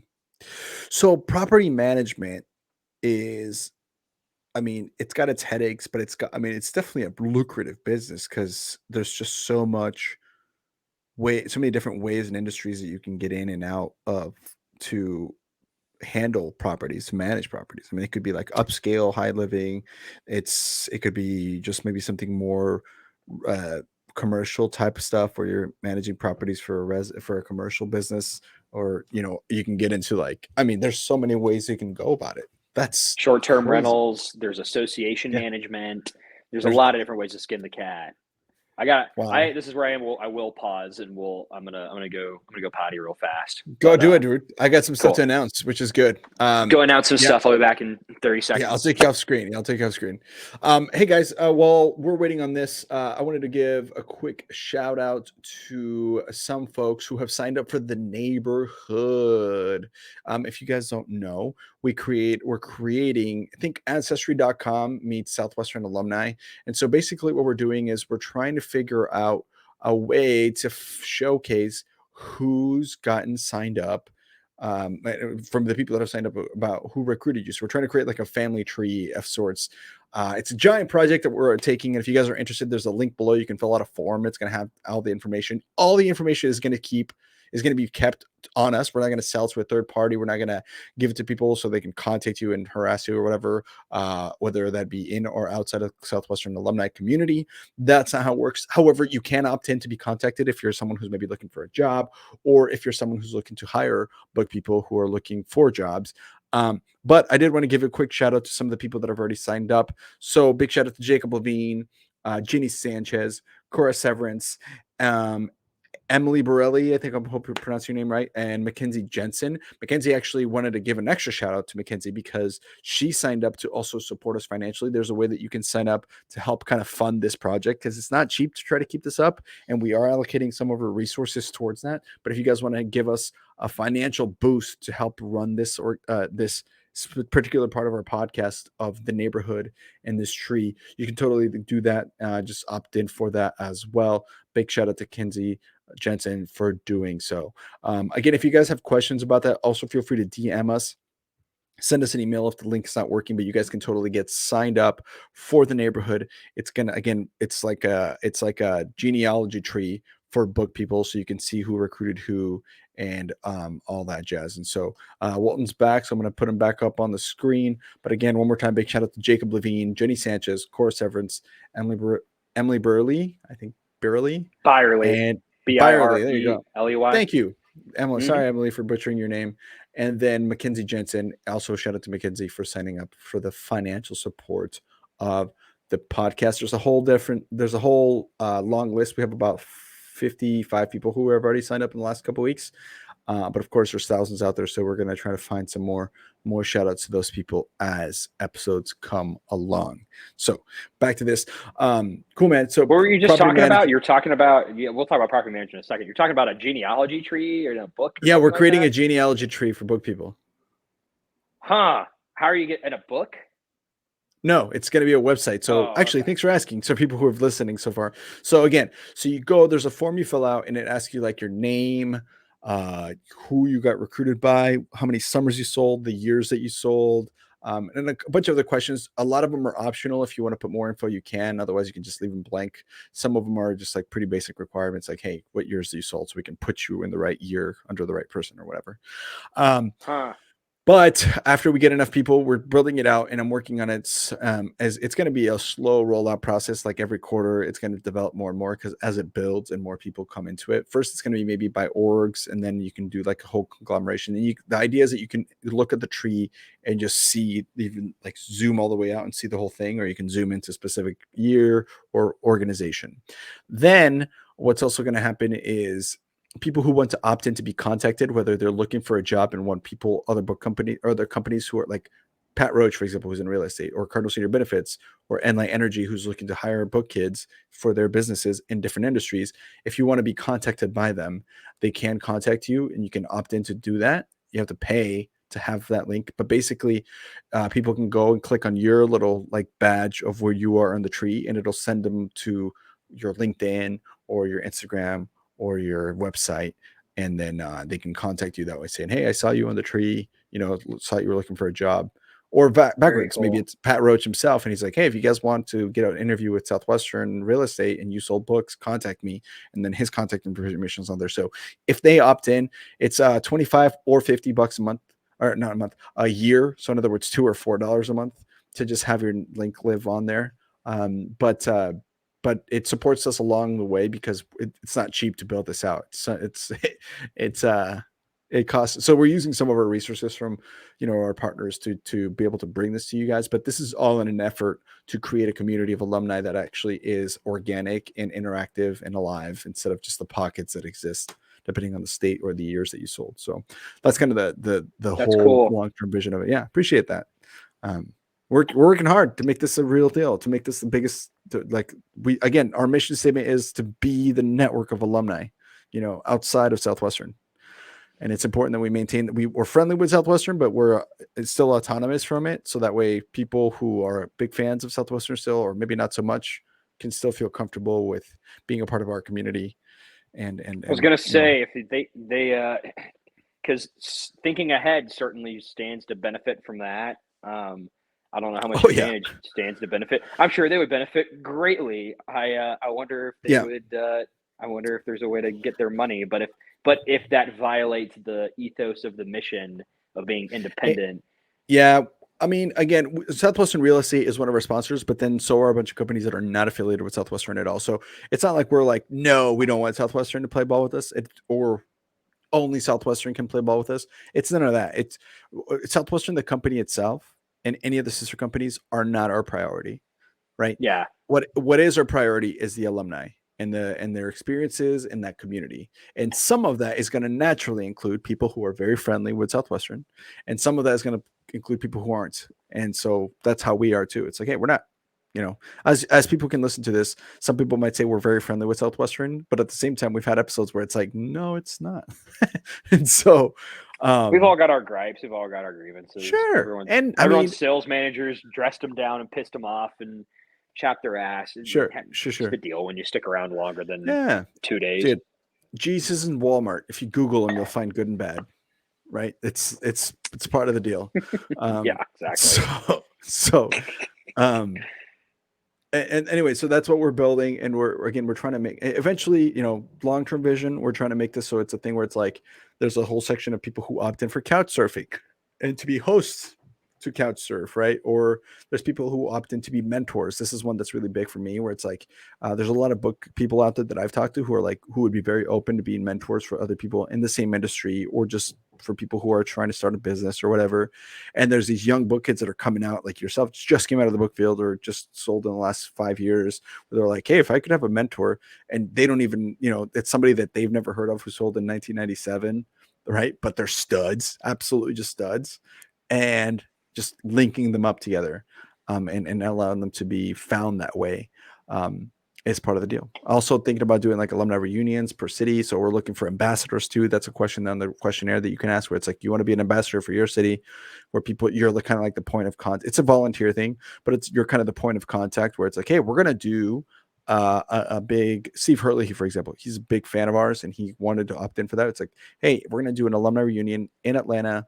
If you want to contact Steve Hurley, and then just kind of build like hubs of alumni and pockets of them, and eventually have that be like, okay, so we're going to do the Chicago alumni versus Atlanta alumni, and we're going to raise money for helping people in Ukraine, or we're going to raise money to help kids who are orphans or something like that, and really just harness the power of book people as a community rather than as individuals. So that's big cool. Vision. Now I'm getting into big dream stuff, but you should do like the Portland Alumni Association versus like the Birmingham Alumni Association, and loser goes to the Republican Party or their Democratic Party based on which one wins and which one loses. Exactly. Exactly right. And everybody's welcome to Bisler. So that's the other thing, which is in Jamaica. So how many people did y'all have on Bisler last year? We had about 18 people last year, nice. Which was not as many as we were expecting, and actually I'm glad that it was that many, because there was a lot of things we learned. This is the first year, so we were like trying to figure out what went good and what went bad. And one of the things that actually went good is that it was that many people. It was a smaller group, because we realized all of the holes that we had in our systems to handle an event plan like that.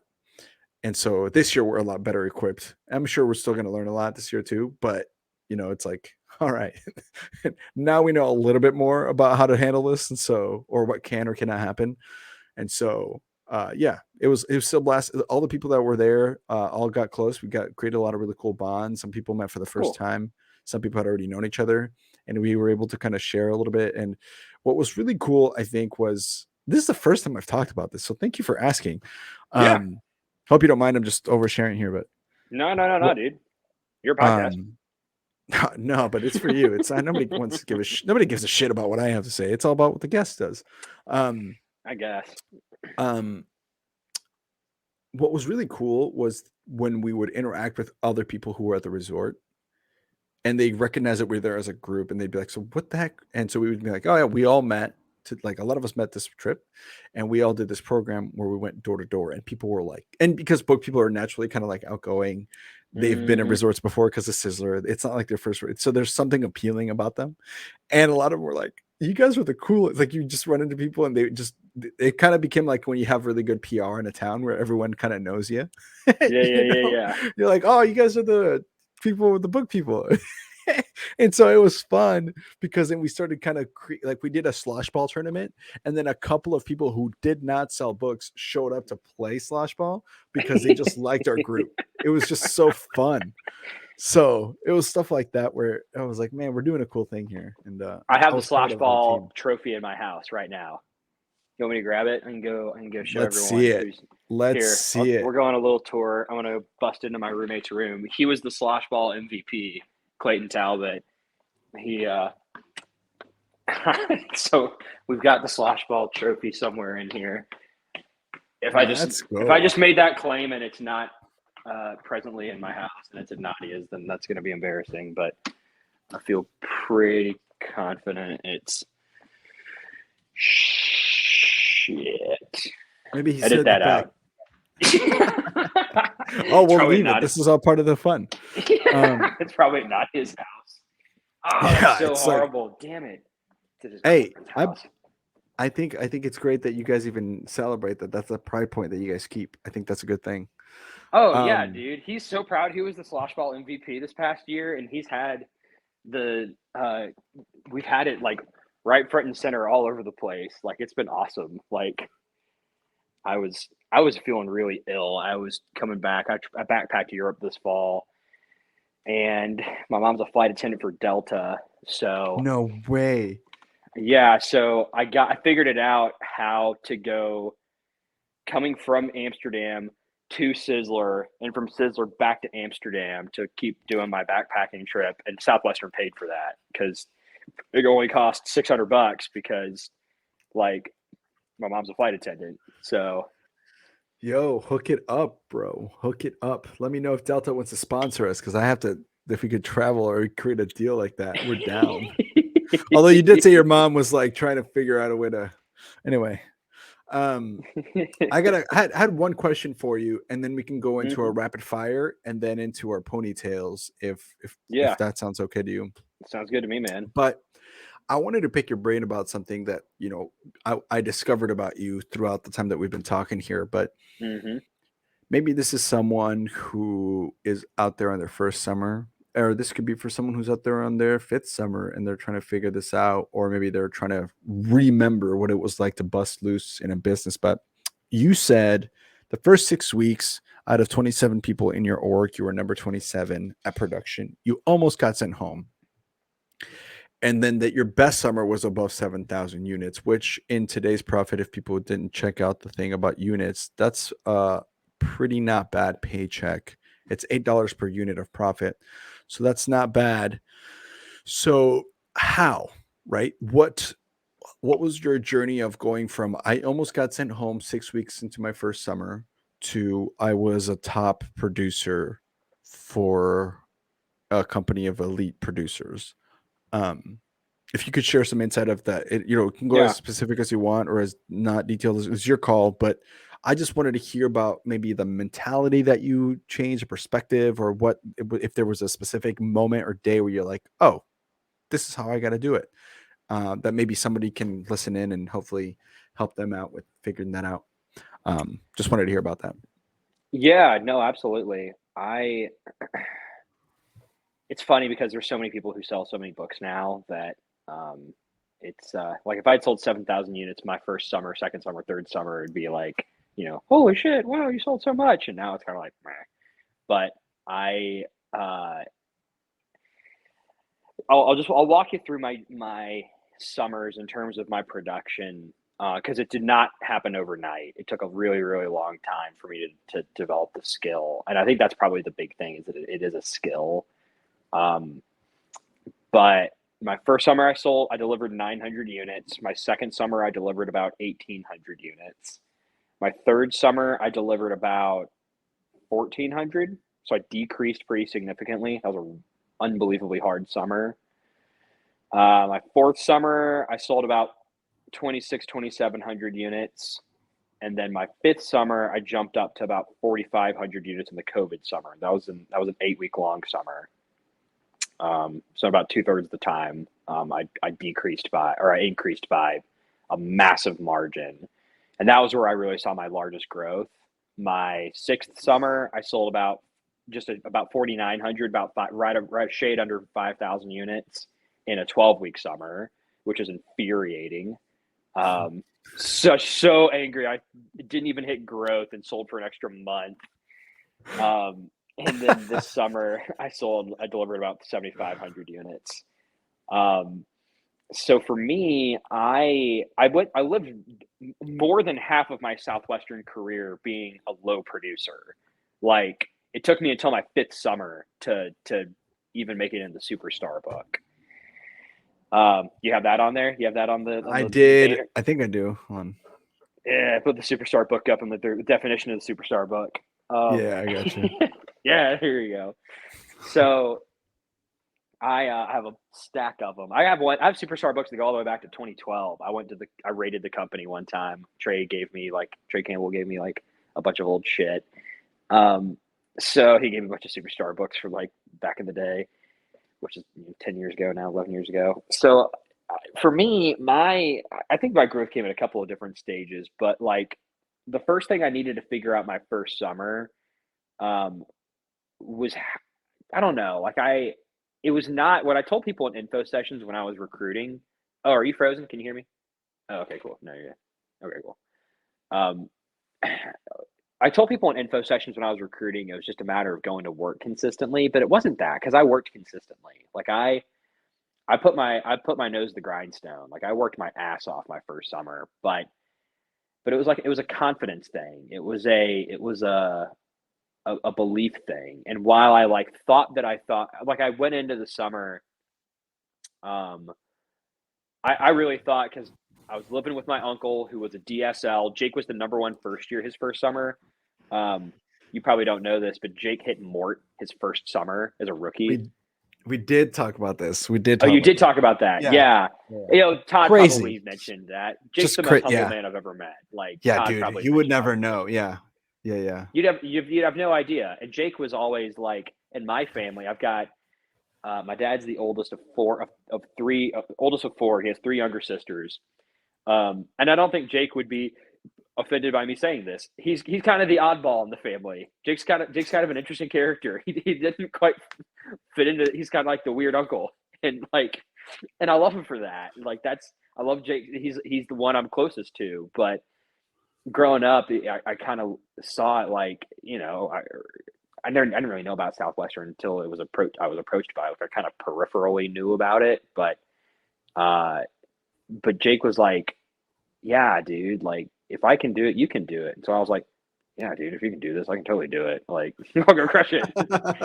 And then came to realize, like, oh, actually, you're a stud and are ridiculously disciplined and have like a much higher emotional quotient than I ever gave you credit for growing up. Like, oh wow, absolute legend. Yeah, a legend. Legend. Yeah, had no idea. And it was my uncle, because he's super freaking humble. So going in, you wouldn't know.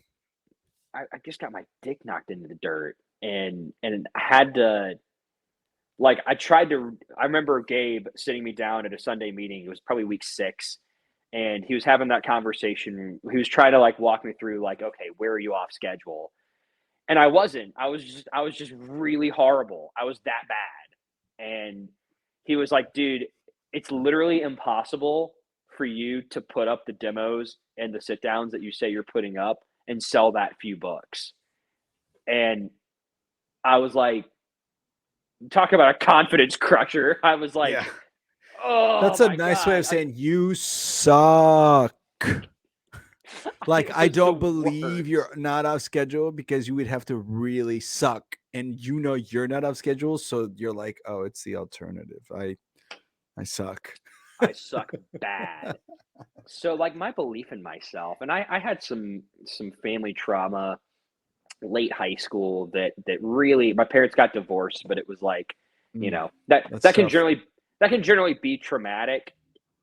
I had, my parents' divorce was like particularly nasty. That's a story for Bizzler, but it was a my parents divorced after between my, like, it was a 2-year long thing between my first and third summer when I was 21, and it finalized by the time I was 22. So it's a weird, I just want to, sorry to hijack the interjection. No. It's, first of all, I commend you for the resilience it takes, because people think that it's hard for young kids, and it is, and it's a different kind of hard for like a 9, 8, 10-year-old to have a parent divorce, because there's like, you know, living with them and living back. That's one thing. When you're older and your parents divorce, it's a whole different kind of hard, because for your entire life you've seen it fall apart. Like I remember a time where my parents were in love, and I remember when they weren't in love, and it's Yeah. hard to witness that. Things that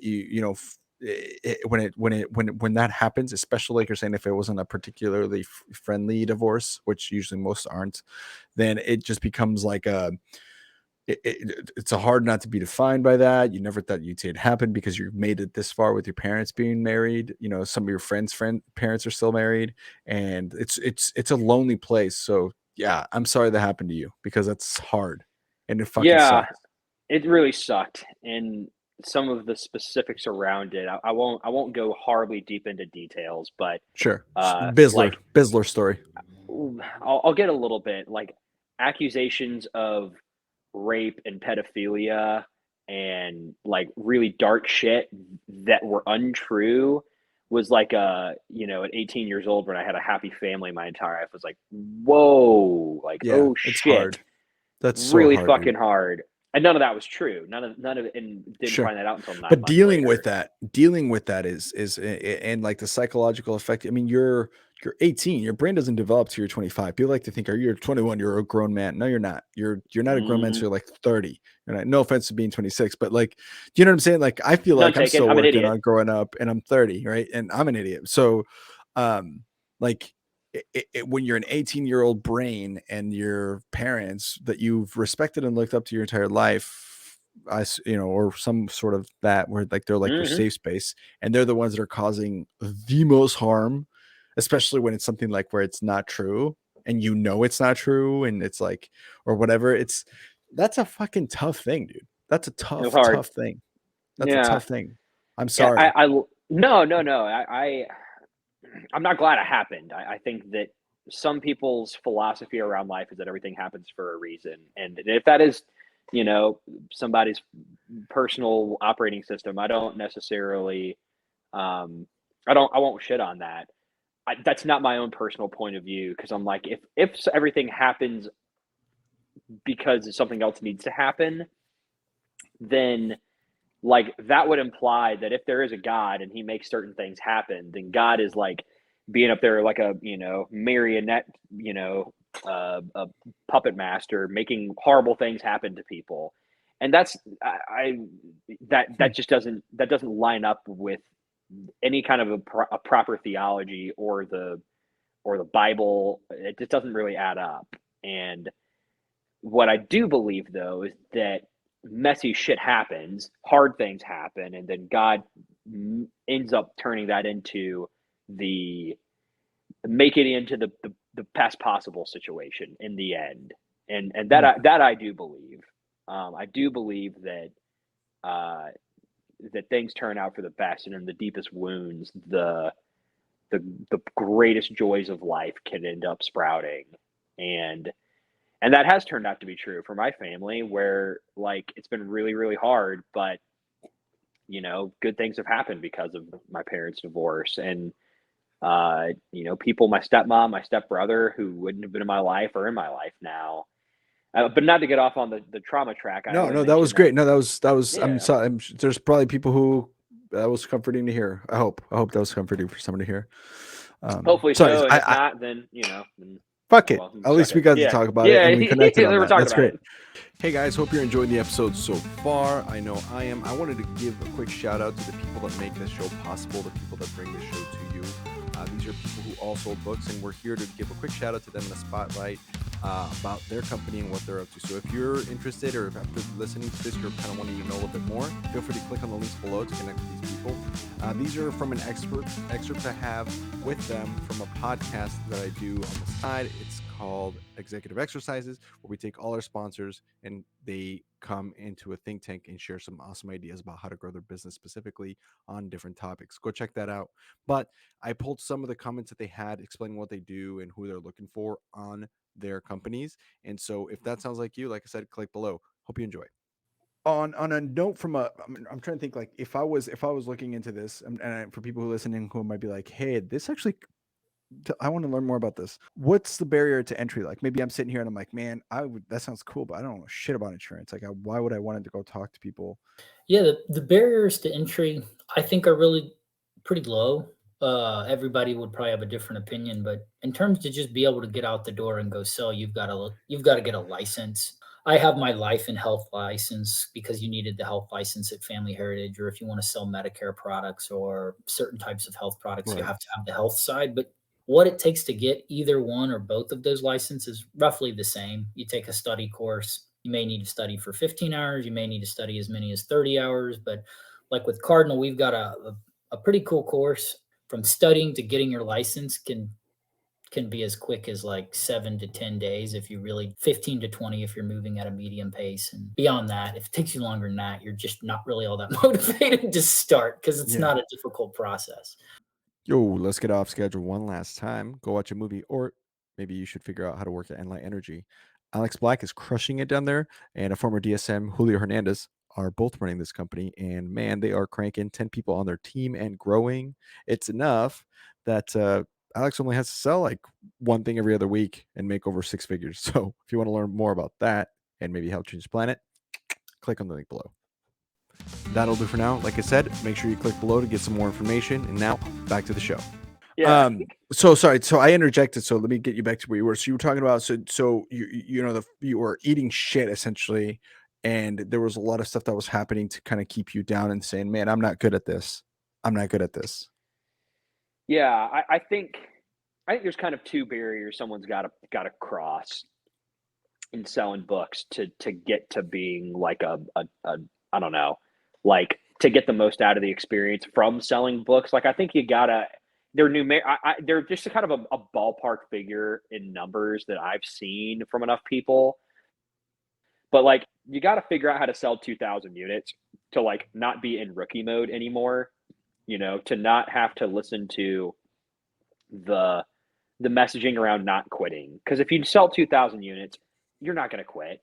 Like, and if you do, then you're really talented and a big pussy. Like, you should. If you sell 2,000 units and you're quitting, like, well, I do. There are people who sell 2,000 units. Like, I won't name any names. But I won't name any names. But like, don't quit if you sold over 2,000 units. Like, the whole don't quit thing is like it no longer really applies to you. And if it does, then like there's some deeper shit at play. And also. On that note, I've always said that you can't accidentally sell 4,000 units. You can accidentally sell 2,000 units. Like you had a couple of good days where like the stars aligned. You could get lucky as much as luck is factored into selling books. Like some people are lucky, right? And I've actually had this conversation with Jacob Levine and Amy, which is our producer, and Naomi or Avery when we had our team episode. But it was like, if you have a nice HQ and your car never breaks down, there's a bit of luck that was involved in helping you kind of, but you can't get lucky and then sell 4,000. So I like that 2,000 benchmark of like, you shouldn't quit if you sell 2,000. I like what you're saying. And I've always, on top of that, I've always said, if you sell 4,000 or in the equivalent per week, 400, you can't accidentally stumble your way into that. No, you really can't. You have to develop. You did something right. You did some shit right if you sold 4,000 units. You figured some stuff out. And I don't know. I think for me that like where I feel like the value I could bring to an organization if they ever asked me for anything, when I was in Southwestern, I felt like the value that I did bring was like, hey, listen, I'm never going to be a Peter Petkoff who sells 30,000 units. That's not me. I'm not that guy. He's a freak. I'm not. He's a freak. He's a great guy. In a lovable way. Yeah. In a lovable way. You're a beast. Yeah. Yeah. He's a great dude. He and I became friends on GRG this last year. He's a good guy. He's also just like a dude. He's not like an intimidating, you know what I mean? I don't know. I think that is something else that earlier on it was much more of the culture of Southwestern commentary, not part of what I was really saying, but I felt like people who sold a lot of books were put on a pedestal, and nowadays it's much less the case where, it was just really nice. Yeah. Like, I sold 7,500 units. I haven't had like a single kid call me and ask me how I did it. I'm like, that's kind of nice. I like that. Like, it's normalized. It's normal. Like that should be normal. It should be normal to go make a shitload of money selling kids books because they're good books. And it's like, at the end of the day, once you develop the skill, once you learn how to not get your confidence hit when you get rejected and put your confidence instead in what you're doing. And then you develop the technical skills around selling. It's not that hard. All you got to do is like go get some good PR. And it's when you have bad PRs when shit gets hard. Like when you have a million people in a row, they're, smashing the door in your face. Whoa. So hang on. So you just said a lot of really good shit right there that I don't think you realize you said, but that's it. That's like, if you had to write something, if someone's listening, ooh, good. That's good. Write that down. You said it right there. If you are okay with getting rejected and not losing confidence, which it's easier said than done to even get so to that hard to point, do. is fucking So hard to do. hard It took to me 4 years to do that. Yeah. It took me 4 years to develop that. It's simple, but not easy. Oftentimes that's how life works, right? Marriage is simple, right? Love your wife, don't cheat on her, like blah, blah, blah. Yeah. But, you know what I'm saying? Like it's something it's hard to love people when they're living with you, right? I mean, I'm about to celebrate, by the time this airs, I think it'll be my 1-year anniversary. Great Woo! First year, but I'm assuming it'll man. get hard. Thank you. But I'm assuming it'll get hard sometime down the line when you start throwing kids in. Right now it's been a breeze, but maybe we're just honeymooning. So I don't want to jinx it. But anyway, the point is, like, things are simple. It's simple. Hey, you all don't care when people reject you. Right. It's easier to say that than when some mom just bashes your fucking face in the front door. But that's it. That's, I mean, it really is that simple. You just got to not give a shit what people might say about you or to you. 2, get the techniques down. You said that, right? So in other words, know your sales talk, right? Make it your own when you say it, so you don't sound like a fucking robot. Just really get into it. Get good with the technicalities, be a good closer, be a good, right? All that stuff, which is, again, easier said than done, but it can be doable. Anybody can do that. That's easier. That's the easier piece. Yeah, that's the easier part. Yeah. And then what you just said at the end there, and learn how to have good PR, which that is an art form. When I found, and again, not to mean to hijack what you're saying, but I just wanted to commentary on what you're saying. Like when I was really jamming, right? I never sold 7,000 units, but I did have decent weeks above PC. And when I was really jamming, you're talking about like you would knock on a door and people are like, "Oh, you're the book guy." Like that's good fucking PR, right? When you knock on a cop's door and the cop's like, "Oh, what's up, Andres? Come on in. We've been waiting for you." Oh, wonderful, right? When you say things like, "Oh," when the customer says something like, or the sit down, the person that you're sitting with, they're like, "Oh, but Julia and Dan, they have 3 kids." I'm like, "Yeah," and they're like, "Oh, but she's getting a divorce." I'm like, "No, he cheated on her," and they're like, "How do you know that?" And they're like, "Well, because I talked to Pam and Pam told me." Like when you're part of the gossip of the town, that's good PR. That's a peddler. That's not a peddler. That's a professional right there. Right. Like and that's it. So those are before you moved on from those 3 things, like you said those like really casually, but it's like that right there is gold, right? You're again, just to reiterate, right, is making sure that you don't give a fuck enough to deal with rejection professionally, like a pro, making sure that you're a pro from the standpoint of knowing your technique and your sales talk and your product, and then making sure that you become a pro in the community that you are living. You got to know what the high school mascot is, what sports that high school is good at, who the hardest math teacher is, and what's the biggest talking points around the town. You got to know that shit. If you got those 3 things, like you said, then it's easy. Then you just got to go out and knock on the damn doors. Boy, I'll tell you a quick story about this past summer for me. I'll just give you kind of my summer in a snapshot. It did not come out of the gates being all roses, and it honestly took me until like these last 2 summers, 2020, 2021, I sold 45 to 5,000 units, and had kind of come to a point where like selling between 400 units a week and 600 units a week was like automatic. I knew that if I just turned my freaking brain off and went to work, I was going to go sell 450 to 500 units in a week. It would just happen. Like you give me a book bag right now and you put me in a turf I've been in for 2 weeks, I'm going to go sell 500 units. Like I don't have to use my brain power toward that. Yeah. But that's just because I've done it for however many years of my life, I don't know, if you sold for 7 summers, that's 12 weeks of summer, however, 2 years of my life on the field. It's just skill you develop over time. But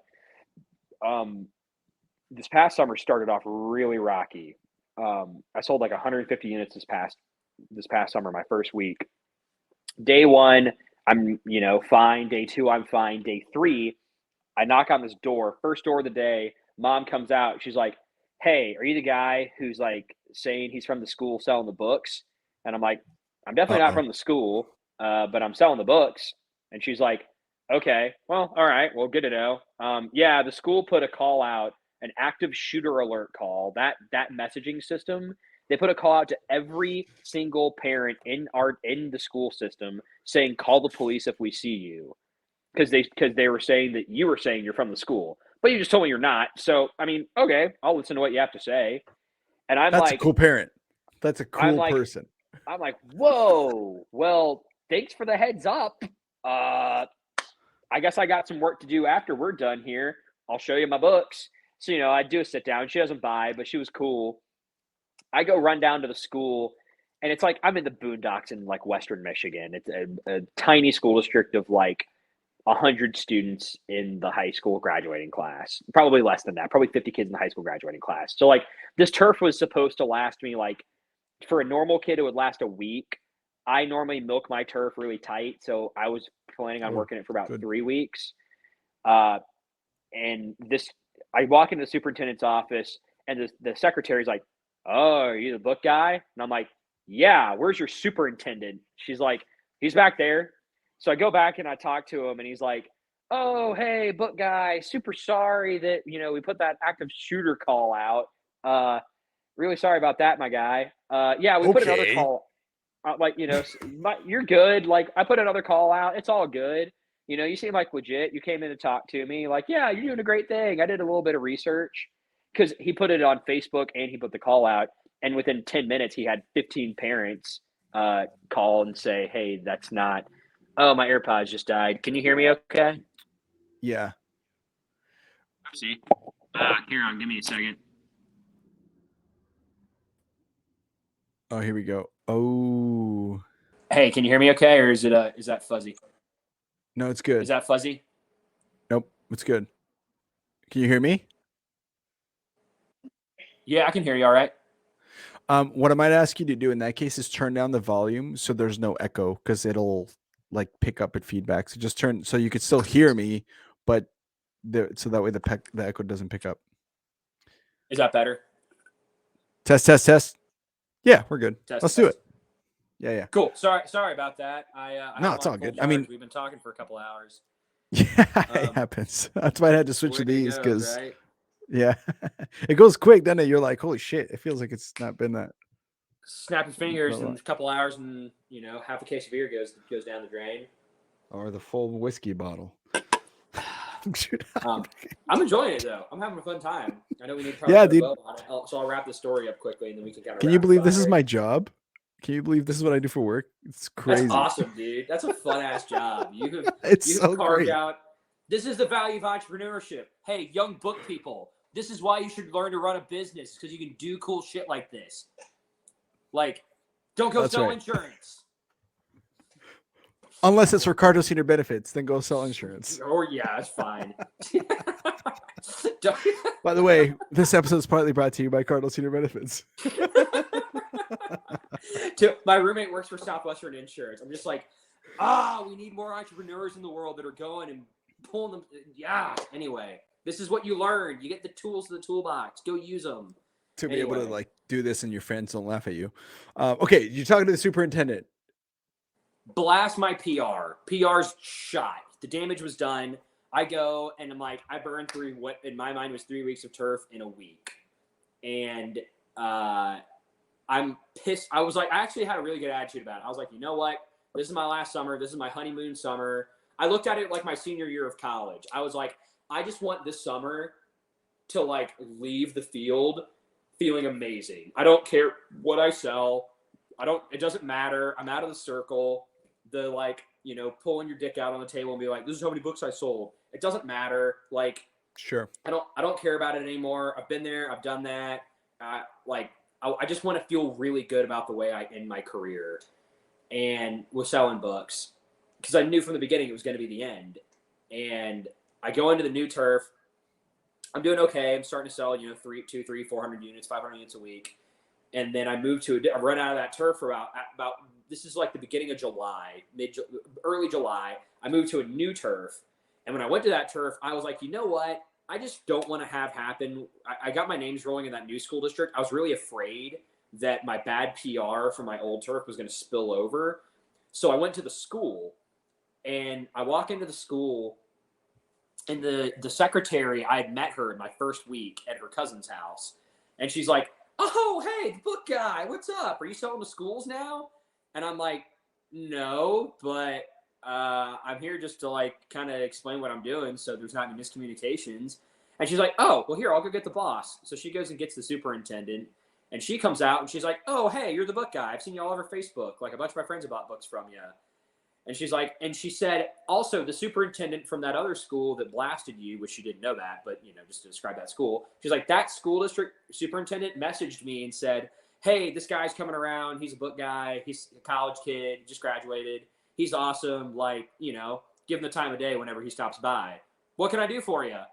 And I'm like, I want to know all about your school. I'm so interested. I'm just like, not what I was expecting, but I'm just like on the fly, like, I want to know all about your school. Like, tell me all about it. Might as well get it from the soup.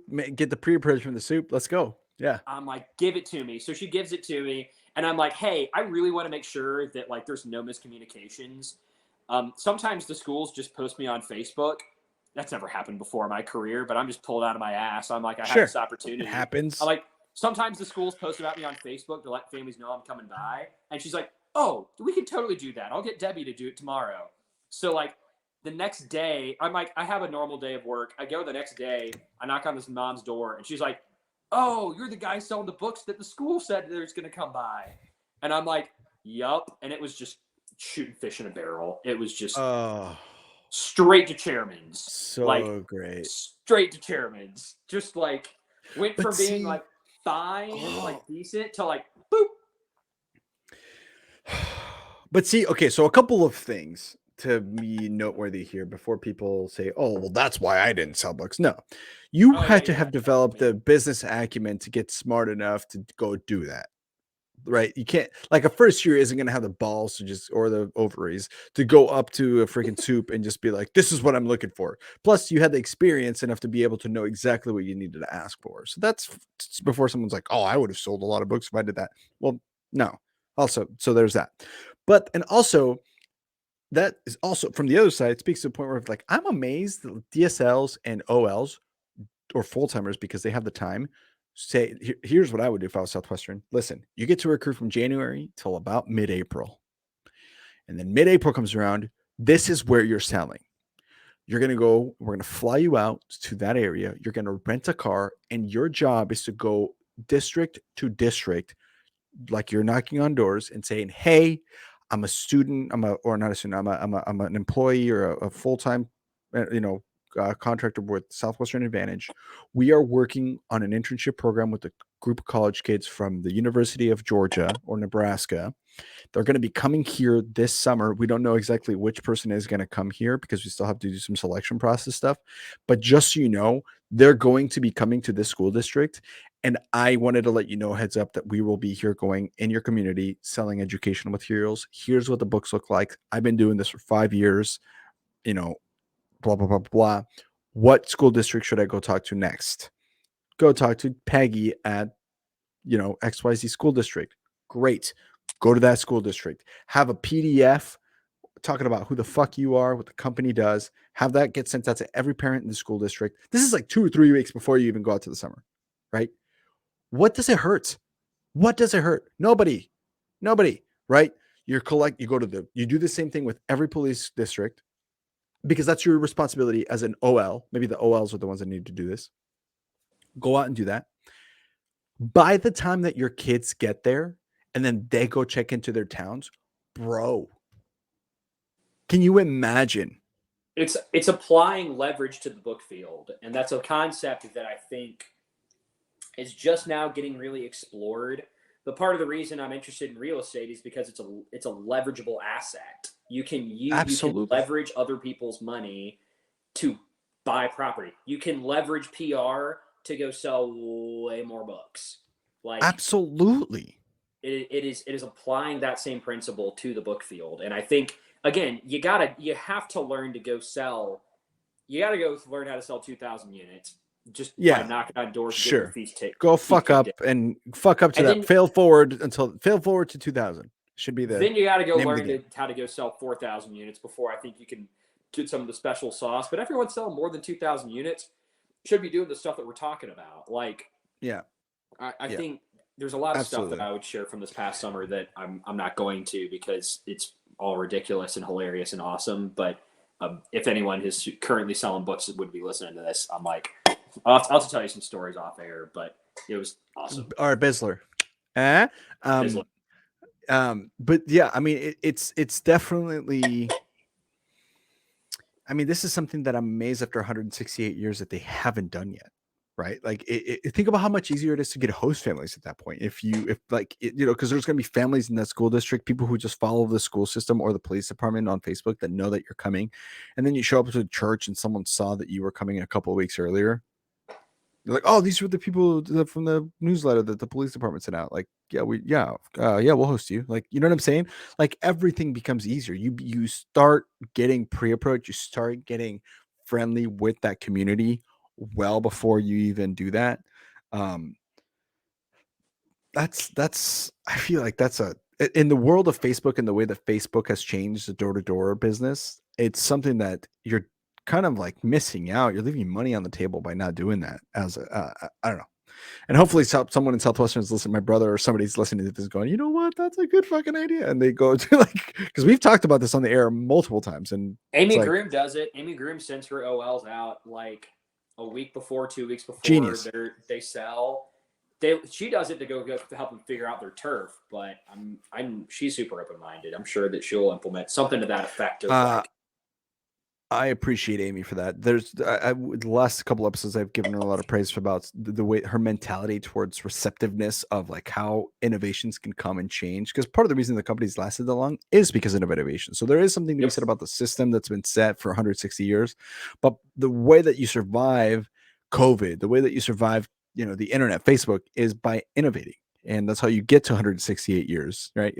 If this was the same system that they've used since 1868, then the experience. Somebody once on the show brought up this question. I think it was Will Metscher. He said, "Do you have 20 years of experience, or do you have 1 year of experience 20 times over?" As in, like, you never grew, you never changed, you never adapted to the way that the world changed. Does that make sense? There's people that have 20 years of experience, and there's people that have 1 year of experience 20 times over. And sometimes Southwestern can be kind of rigid to change when it's like, dude, you don't have 160 years of experience. Maybe you have like 10 years that you're just repeating every 10, so I don't know. Anyway, enough about that. On Southwestern, but sure. I don't think the system is 168 years old. I think it's like 40. Yeah. And it just got repeated. Wash, rinse, repeat. Every 40. I mean, let's be candid. Do you know how many books anyone sold before the year 1980? Who was the top producer in 1945? There was nobody. They were all fucking fighting World War II. Like, hard reset after World War II. Dorch Oldham and Fred Landers, took East and West Mississippi, started things over again, and then Spencer Hayes took the company by the balls, and he's everything that's left is a result of him. So yeah, absolutely. Which, again, not to devalue the confidence around the system being around the company being 150 years old. The systems we have in place are newer, 30 to 50-year-old systems. Yeah, they're new, and you have to. And they're. It seems like because of the internet, they have to adapt a little faster. And these are the kinds of things that it's like, hey, you should do that. Like, it's stupid to not do that, in my opinion. If you're not an OL that's going out to the field and like doing this, it's not that you're not gonna succeed, but you're making it harder. Right, to succeed if you're not like being proactive about this. You have to. The opportunity to leverage things in your favor is out there. Just go take it. Go do it. The minute that Yelp became a thing, the minute that Facebook reviews became a thing, Facebook HOA groups became a thing, you have to have been active about this a decade ago. So you might as well start this summer, right? So if anybody's listening out there who's like a DSL or an OL and you're listening to this, I can bring this up to someone and let me know if they listen, because goddamn, it's simple, but it can work. Like you said, you can leverage it and make it significant. And there's so many that are good at it. Roy Clancy's fantastic at it. I mean, everyone's good at it. Weeble House is good at it. Like, there's Sure. so many people that are really, really good. People who are way better at selling than me and have better PR than me that are good at this and can replicate it and put that genie in a bottle and teach you how to do it. Yeah, it's phenomenal. All right, bro. Let's go into some rapid fire questions and some ponytails. So here's the rapid fire questions. And this is gonna be fun. So this is like, you know, it doesn't mean you have to answer them quickly, but it's just like the first thing that comes to mind. Okay. So favorite territory. And by territory, I don't mean like where you sold. We'll get to that. Favorite like count type of territory. So big brick, small suburb, cookie cutter houses, way in the boondock stakes. What was your favorite kind of territory? My first summer, I sold in Charlottesville, Virginia, and sold to the hobnobbiest snob. I mean, you know, that's where the University of Virginia is. And the University of Virginia is one of those, like, you know, academic institutions that turns its nose up at everyone else because they're not UVA. It's like, you know, they're like a public Ivy. So I was selling to like super rich, super academic people, and it was my first few weeks, my first summer, and I was like, I will never in my entire life build my business around academic. And I'm like a fairly like, I got a degree from a good school. Like I can talk academic talk, but I was like, I will never sell to those people ever again because fuck them.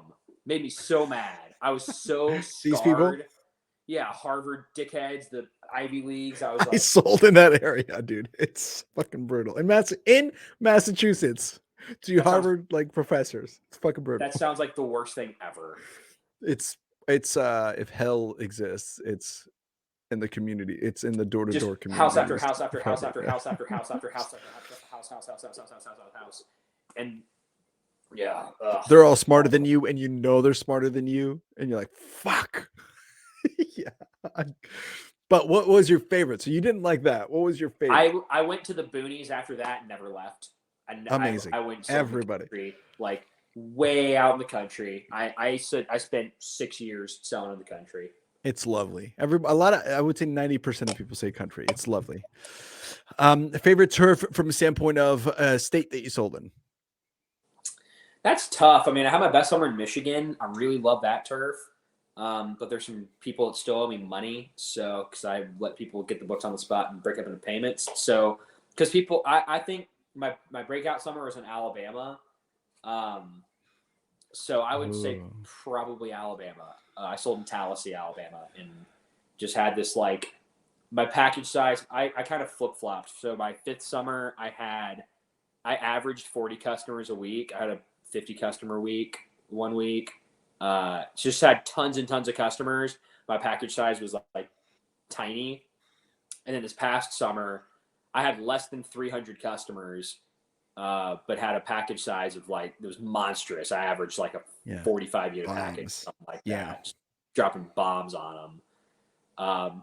But I think I had honestly had more fun selling books, having 8, 9, 10 customers a day. I would say Alabama. That was probably my favorite place I sold. Cool. Favorite advanced sales tape? Oh man.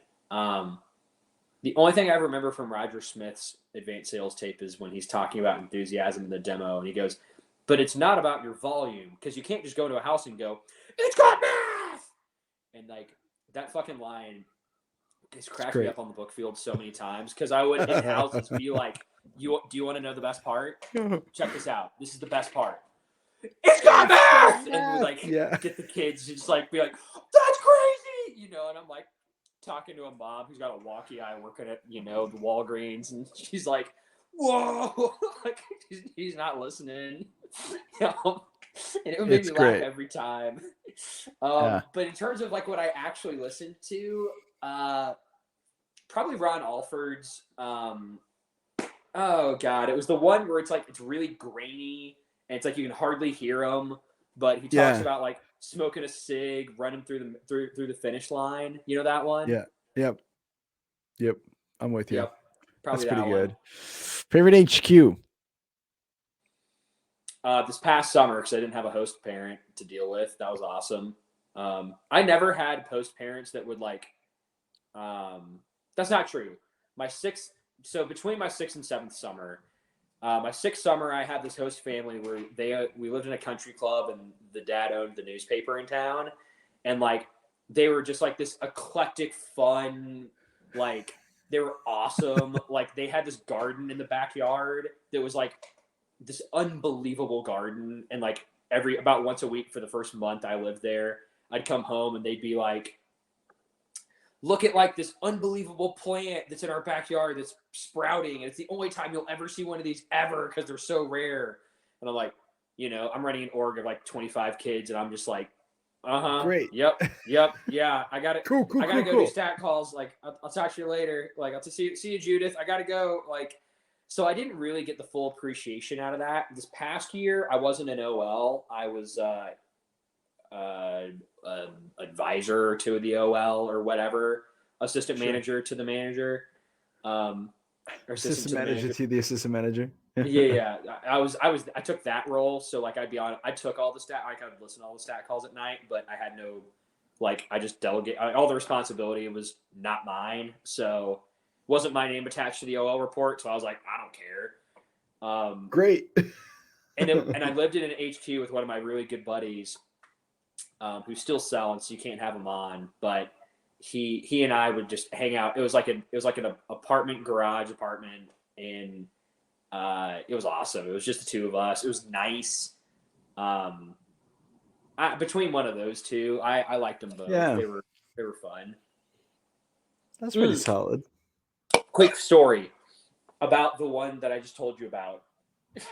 This is so fucking funny. So I lived with this guy named Morgan. My 6th summer, husky guy. He was a big feller, and he, for whatever reason, it was just us, also living in a garage apartment, but it was like in a nice house. And he was like a computer science major, computer engineering, like big dude, like what you would think of when you think of a computer science major. And if he's listening now, know that I love you and that I care about you. Like you're the man. But also like just cut of different cloths of life, right? We wouldn't have been friends outside of this. But he slept naked every night. So like he would go take a shower, and he was like homeschooled, and so I don't think he quite understood frame of reference. Roommates. He would our HQ was like not very big. There was like a little living room, the bathroom, and the bedroom where there were 2 twin beds. So he would come out from the bathroom. If he had something to say to me, he would come right up to me, and I'd be sitting like right here. He'd come like right up to me, butt naked, and like he'd be like talking to me like this fucking far away, like his dick in my face. And I'd be on stat calls. I'd be like, go get him. It's like the old man in the gym showers or whatever. You're like, dude, why are you so comfortable naked in my face? You are way too comfortable. Get your dick out of my face, dude. Like I'm uncomfortable that you're comfortable, right? Like exactly. Oh, that's good stuff. Gotta love it. Classic book stuff here on the book field, man. That's right, man. That's how it works. That's exactly how it works. Favorite product to tack on? I sucked at tack-ons. Or just to sell. I guess favorite product that you sold. I guess in that case. Over the years, it was the social studies in a language arts book because I'm a history guy. I got a degree in real estate finance, but I love history, ancient history. Like that's my passion.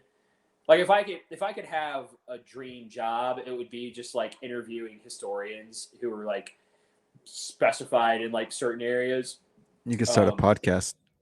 I know I should do it on the side. So let me know. We can help you hook it up. Yeah. Since we have a business doing that. By the way, if you want to start a podcast all day, but I'd get to talk about Oh no. Someone coming in and talking about how awesome Abe Lincoln was, or maybe like how awesome Cleopatra was. Like that's that would be fun. I would enjoy that. Yeah. Yeah. Anyway, so the history book, so the social studies book. Yeah. I appreciate that. It has some, the timelines are amazing on that. I'm like, I totally would have used this in high school. Best sales day. Now, this could be in units or maybe not having to do with units at all, but more having to do with like that was just the craziest day. Like I got to see the double rainbow across the sky on an afternoon on Saturday after I hit, 0, but it was the mom that fed me chicken. I don't know, like whatever, it doesn't have to be, although if it is your favorite unit day, you can also say that too. But what was the best sales day in your career? It was this past summer. My little cousin followed me, Matthew Chesney. I sold 280 units, and I got to hang out with him. He never followed me in my career, and so we hung out all day and had a blast. Yeah, it was fun. I ran into my biggest dick of the summer too. It was just psycho came out and was just, I thought I was gonna get in a fight. I thought me and Matthew were about to have to jump this man on his property and beat him in the flagpole. He was this close to swinging. I was like, wow, dude, you're insane. You're a psycho. Yeah. And I was at a point where I was like, yeah, my PR is good enough to where if I beat the shit out of you, I wouldn't get arrested. The cops and people would be like, good job. Yeah, people would be like, you beat up the town psycho, like you're fine, but I didn't. I actually called the police on him. That was satisfying, but then I sold 280 units that day, so all pretty sins, not bad. All sins are washed away by the power of money. Not actually. Don't take that quote home, kids. Don't write that down. Don't write that. That's not good. Don't write that down. But great quote overall. And then the last one is favorite breakfast spot.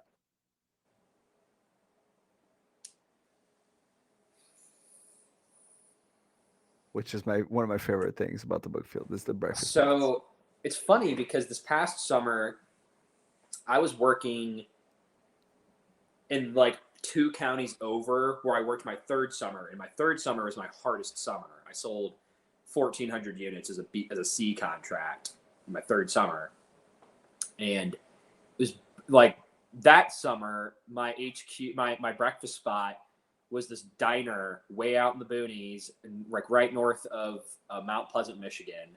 The diner is what it was called. And for whatever weird reason, I was raised in Augusta, Georgia, and I moved to Atlanta when I was about 12. I have a buddy that lives there, loves it. Yeah, it's a cool town. I grew up a mile and a half from the Augusta National, and I was every day I'd sell 2 customers for 5 units. I was just getting massacred out there. So every morning was how you feel your first summer. I was just oh my God. And the food came out and it was so good. And then I'd go, get my first sit down of the day in the bathroom. And every day right in front of me, they had this picture of the 12th hole, the Augusta National. Are you looking up the diner? Is that the diner? Yeah. Mount Pleasant, the diner. Yeah, that's from the side. But yeah, that's it. Oh, yep. That's it. Oh, so good. Oh, man. If anyone goes to Central Michigan, which I don't think they've been kicked off campus, but those people know what I'm talking about. Yeah. There's a lot of book guys that currently live in Michigan. I need to connect you. I should have connected you back then, but anyway. Sorry to interrupt with these pictures. Huh? Have you talked to either of the Majeskis yet? Or I guess any 3 of them? I saw Ben when I was there in Nashville about a year and a half ago. Okay. But not the rest of the Majeskis, no. His brother Jacob and his wife Sarah, they actually bought books from me that summer. My third summer when I was at the diner. But anyway, I had some guys who were living around that area, and they went to the diner this past summer as an HQ. And I was living up in Clare, north of there. And I worked south. Yeah, so I lived there, and I lived southwest of Mount Pleasant, Vesterbrook, McBride, Edmore, Stanton. That was where I worked, Blanchard. So I would pass by on my way to work, and sometimes I'd see them go do their absolutely unhinged, ridiculous execs that some of them they got from me, some of them they came up with on their own. Oh, you gotta love it. Oh, that's awesome. And that concludes the rapid fire questions, my guy. How many beers have you poured down? I am 4 or 5. I am well into this whiskey. Woof. Yeah. I think okay, 4. my good sir. I think it's about time for the ponytails then, if that's the case. I'll tell you, I'll tell you my favorite Bookfield story. Okay, that's what it is basically. So that explains it. So people are like maybe first time listeners, like, what the fuck are ponytails? So this is when we have the best story or our guest's favorite story, and we save it for the end because we want to win finish, right? So finish strong. So here we go. Make sure you guys take some notes if you're taking notes about how to have a blast. Or I don't even know what's about to happen. We don't know what's going to happen, by the way. So this is up to Walton how this goes. But ladies and gentlemen, Walton Simmons ponytails. So this is actually not my own story from selling books, but the story it's kind of a two-part story. This is 2021 January, and Nadia Khan's one of my best friends. I took her as my +1 to my cousin's wedding in Birmingham, Alabama. And this particular family, I feel very confident they'll never hear this podcast ever. So I don't have my cousin who I was in his wedding. He's a very good buddy of mine. I'm not particularly close to anyone else on that side of the family. It's my mom's side of the family, and we go to this. We do the rehearsal dinner. It's fine. And then afterwards, they're like, "Hey, we're going to this. We're going to this venue we're going to this brewery afterwards. That's all the way over." So we were in Birmingham. We were in Bessemer, which Bessemer is the hood, but this wedding venue we happened to be at was like the one singular nice little sliver of Bessemer. And they're like, "Hey, we're going to Trustful to go to this brewery. The whole wedding party is. It's 45 minutes away, opposite side of Birmingham." I'm like, okay, sounds like kind of a pain in the ass, but let's do it. So we drive ourselves all the way over there. Now, this is the summer of 2021. Summer 2020 was the summer I sold in Alabama. So that's important context for a minute from now. Nadia and I get there earlier than everyone else, and we're hanging out, but it's slammed. It's a Friday night, packed wall to wall. This place is slamming with people. And I'm like, I don't know how we're going to get 30 people in this damn bar, and everyone's going to sit down and get drinks, and like, that's not going to happen. So, 15, 20 minutes later, the wedding party shows up, and it's like, how sometimes in breweries, they have like the big vats of beer, but it's always like off hidden to the side in like an open area. And it's like, sure. Yeah. So they're like this big open area. So like my cousins and like all their friends are like hanging out, just standing around looking at each other. And I'm like, oh man, that kind of sucks, but all right, we're going to go hang out with them. So we go hang out with them after we get our drinks, and we look over and we see this book guy who was like, he's like 50, and we sold with two of his sons from Birmingham who spoke at one of our Sunday meetings that summer. And I'm like, oh my gosh, that's Mort. And I wouldn't say his name, but the story that he told me is the story. So, and if he comes on the podcast, I'm sure he'll tell it, and he would be okay. But we'll have off air, if you have his contact, we'll try to contact him, see if he can come on the show. So Nadia and I are like, oh my gosh, it's Mort. So we go over, and I'm like, hey, Mort, Walton Simmons, I ran an org here in Alabama this summer. I sold books for 5 summers. Like, I know your son. And he's like, oh, hey guys, how's it going? Good to see you. Like, I'm glad you're here. We shoot the shit for 5 minutes. And he's like, do y'all come here often? And I'm like, thinking in my mind, I'm like, that's kind of a weird question. I'm like, no, I can't say I've ever been here before. I'm just in town visiting for my cousin's wedding, and we're here at the wedding party. Why? Do you? And he's like, well, yeah, I own the place. And we were like, oh, that's cool. And he's like, yeah, you said you're here with a wedding party? And I'm like, yeah. And he's like, is that them like right over there? And he's like, and I'm like, yeah. And he's like, do y'all need somewhere to sit down? And I'm like, yeah. He's like, here, as a book guy asking you that, do you need a place to sit down? Yeah. And yeah, exactly. So he's like, give me 5 minutes. He goes in the back, brings out like chairs and seats and like a table for everybody. Like, he goes and gets the staff and hooks us up. And I go back over to my cousin, and my cousin's like, what the heck? What you the got fuck? Somewhere to sit down? He's like, you got somewhere to sit down? And I'm like, yeah, man, I know the owner.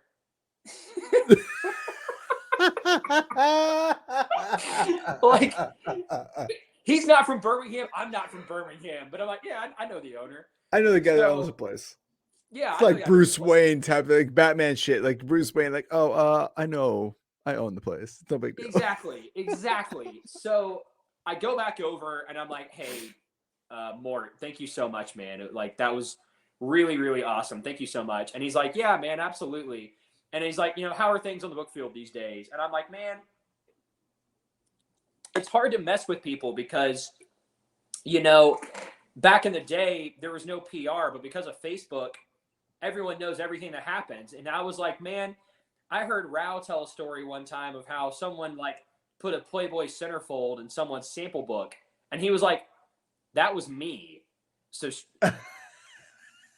strap in. So he tells me this story and I'm like, this is amazing. So apparently they're way up in Maine. This is in like the 90s. And he's like, yeah, man, this is like after most people had gone home. This is like, late August, early September. And we're like, it's a bunch of guys who are top producers. And one of the guys, they decided they were going to mess with them. So they cut out like, it was like on the president's page, which apparently they demoed all the time back in the student handbooks or the VLs. I think it's student handbooks. Like the president's page, he had cut out like a Playboy centerfold. But he said, I think they got a Playboy, but they also got like a penthouse, which, those were like, or maybe a Hustler, but like, one like the really graphic ones. So they've got like a full bush shot that he's cut out and like has taped onto Bill Clinton's face. So he said the guy goes to work the next day and they're all laughing. And then he goes to work, but he said that, they're in their turf, but he went to go get gas after his first sit down. So about 10 o'clock in the morning, he goes to go get gas. And his roommate, the one who got, all the porn in his sample book, is also getting gas. And he's like, hey, man, how's it going? And he's like, oh, man, it's going great. I got this sit down. Like, I'm really excited about it. I got this appointment. It's going to be awesome. So, fast forward to the end of the day. And the way that Mort's telling the story is way better than the way I'll ever tell it. I mean, like, it's his story. So, like, I'm kind of stealing his thunder here, but that's okay.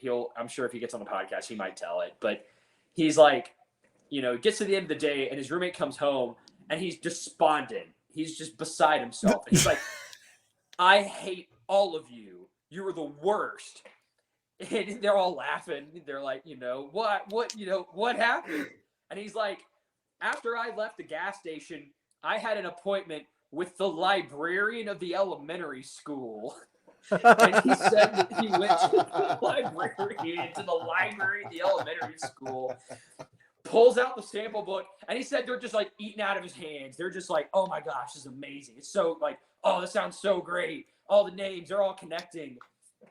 And he said that, he gets to like, the page that where he's like doing the demo and he pulls it open to where it's like, some titties. And he's like, but he sees it before he sees it as he's pulling it open. So he flips it open to the president's page and it's like Bill Clinton, like bush shot, like right there. And he's like, but it's got the president. And he said it's like these two like middle-aged librarians and they're like, you should probably go. You probably need to leave. Like call the police on them and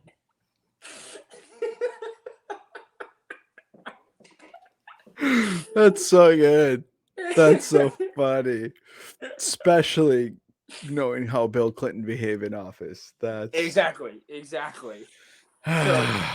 that is like my favorite book story that like I've commandeered because that's great. No, the story of you meeting the guy and then it all cool. And then if we ever get more to come on the show and tell us a story and tell us from his perspective, that'll be fun too. But just to have the reason I like it, even though it's not like quite fully your story, it is your story in the concept that it kind of highlights what we have accomplished here in the last 3 hours, my man, which is that when you meet a book person for the first time, it doesn't matter if you've ever met them, which 3 hours ago, I didn't know who the hell you were, Right. And here we are now sharing buddies, like that's my point. And so that's the power of what we can do and that's what we can build with this podcast as a community. And so, man, that's great stuff. I really appreciate you sharing it. That's awesome. Yeah, man. That's so thanks for funny, having bro. me on. No, I mean, did you have a good time? I hope you had a blast. I hope I this had a was okay. fantastic time, dude. I had such a good time. Yeah, this is awesome. Man, Yeah. I appreciate it. I'm looking forward to see what you decide to do as far as like the property management stuff. And we'll stay in touch after this to make sure that, if you're curious about coming to Bisler, curious about figuring out how to support the neighborhood, which is the name of the tree that we're building, the genealogy tree. Anyway, the best way people can support, if you don't have this is like church, if you don't want to give financially, that's totally chill, buying atmosphere. But the way you can support, share, follow us on Instagram, Facebook, all that stuff. Make sure you guys support us that way. It goes a long way if we had 20 to 30 just constant book kids interchanging every post. If we posted one thing and 5 of those 30 periodically just shared it, it goes a long way. And so if you guys are listening and you want to know how the heck do we get supportive without having to pay anything, that's how. Just share, tell people what we're doing, letting them know. Go find all the book people and tell them to tune in, tell them to come on, tell them to get involved in the projects that we're doing. So, but Walton, thanks so much, brother. I had a blast, bro. Yeah. I had a blast. I had such a good time. Yeah. Hopefully this wasn't an emotionally draining one. No. And what I mean by that is that when you hear some of these hardships sometimes, by the end, you ever feel the way it feels, I describe it is, do you ever get to the end of the day and you're like, because you've given so much emotional energy to help sell these books and to get these families connected and, really connecting with their emotional purpose to buying these books, you get home at the end of the day, you're like, I'm just drained. It just drains you, right? It's kind of like that. Sometimes I'll have 3 or 4 recordings on the same day. And by the last one, I give it everything I have, but then I get done. And I'm like, oh, I felt a lot of emotions, happiness, laughter. We talked about divorce on this one, guns in your face, good PR, bad PR, reminiscing and good shit, funny stories about nudies. It's a full episode. Full on episode. Have you had a 3-hour long podcast? You said you had a 4-hour one, right? Yeah, we've had a couple of 3-hour long ones, 3.5-hour long ones. The record's Pedro Vega. I think we had a 4-hour one with him. That was a blast. But we got into the weeds there too. I mean, daddy stuff. We talked about parenting. It was really cool. Yeah. That is cool. Yeah. I don't want to try to break that record. We'll end no. But We're good here. This is a good stopping point. Thank you so much, guys, for listening in. If you guys, again, if this was your first episode, make sure you hit the subscribe button, leave us a review on Apple Podcasts or Spotify, wherever you're listening. You can leave us a rating on Spotify. Make sure you subscribe. Make sure you check out the Cult. It's our newsletter. That's, of course, everything here is horse themed, and the Cult is a really funny thing to name a newsletter for book people. And so hopefully you guys enjoy. My name's Andres Gamboa. I've been with Walton Simmons. Hope you guys, if you guys want to get a hold of him, again, one more time, you can find him on LinkedIn or on Instagram at free.wally. Go check him out. Have a good one, everyone. Peace out.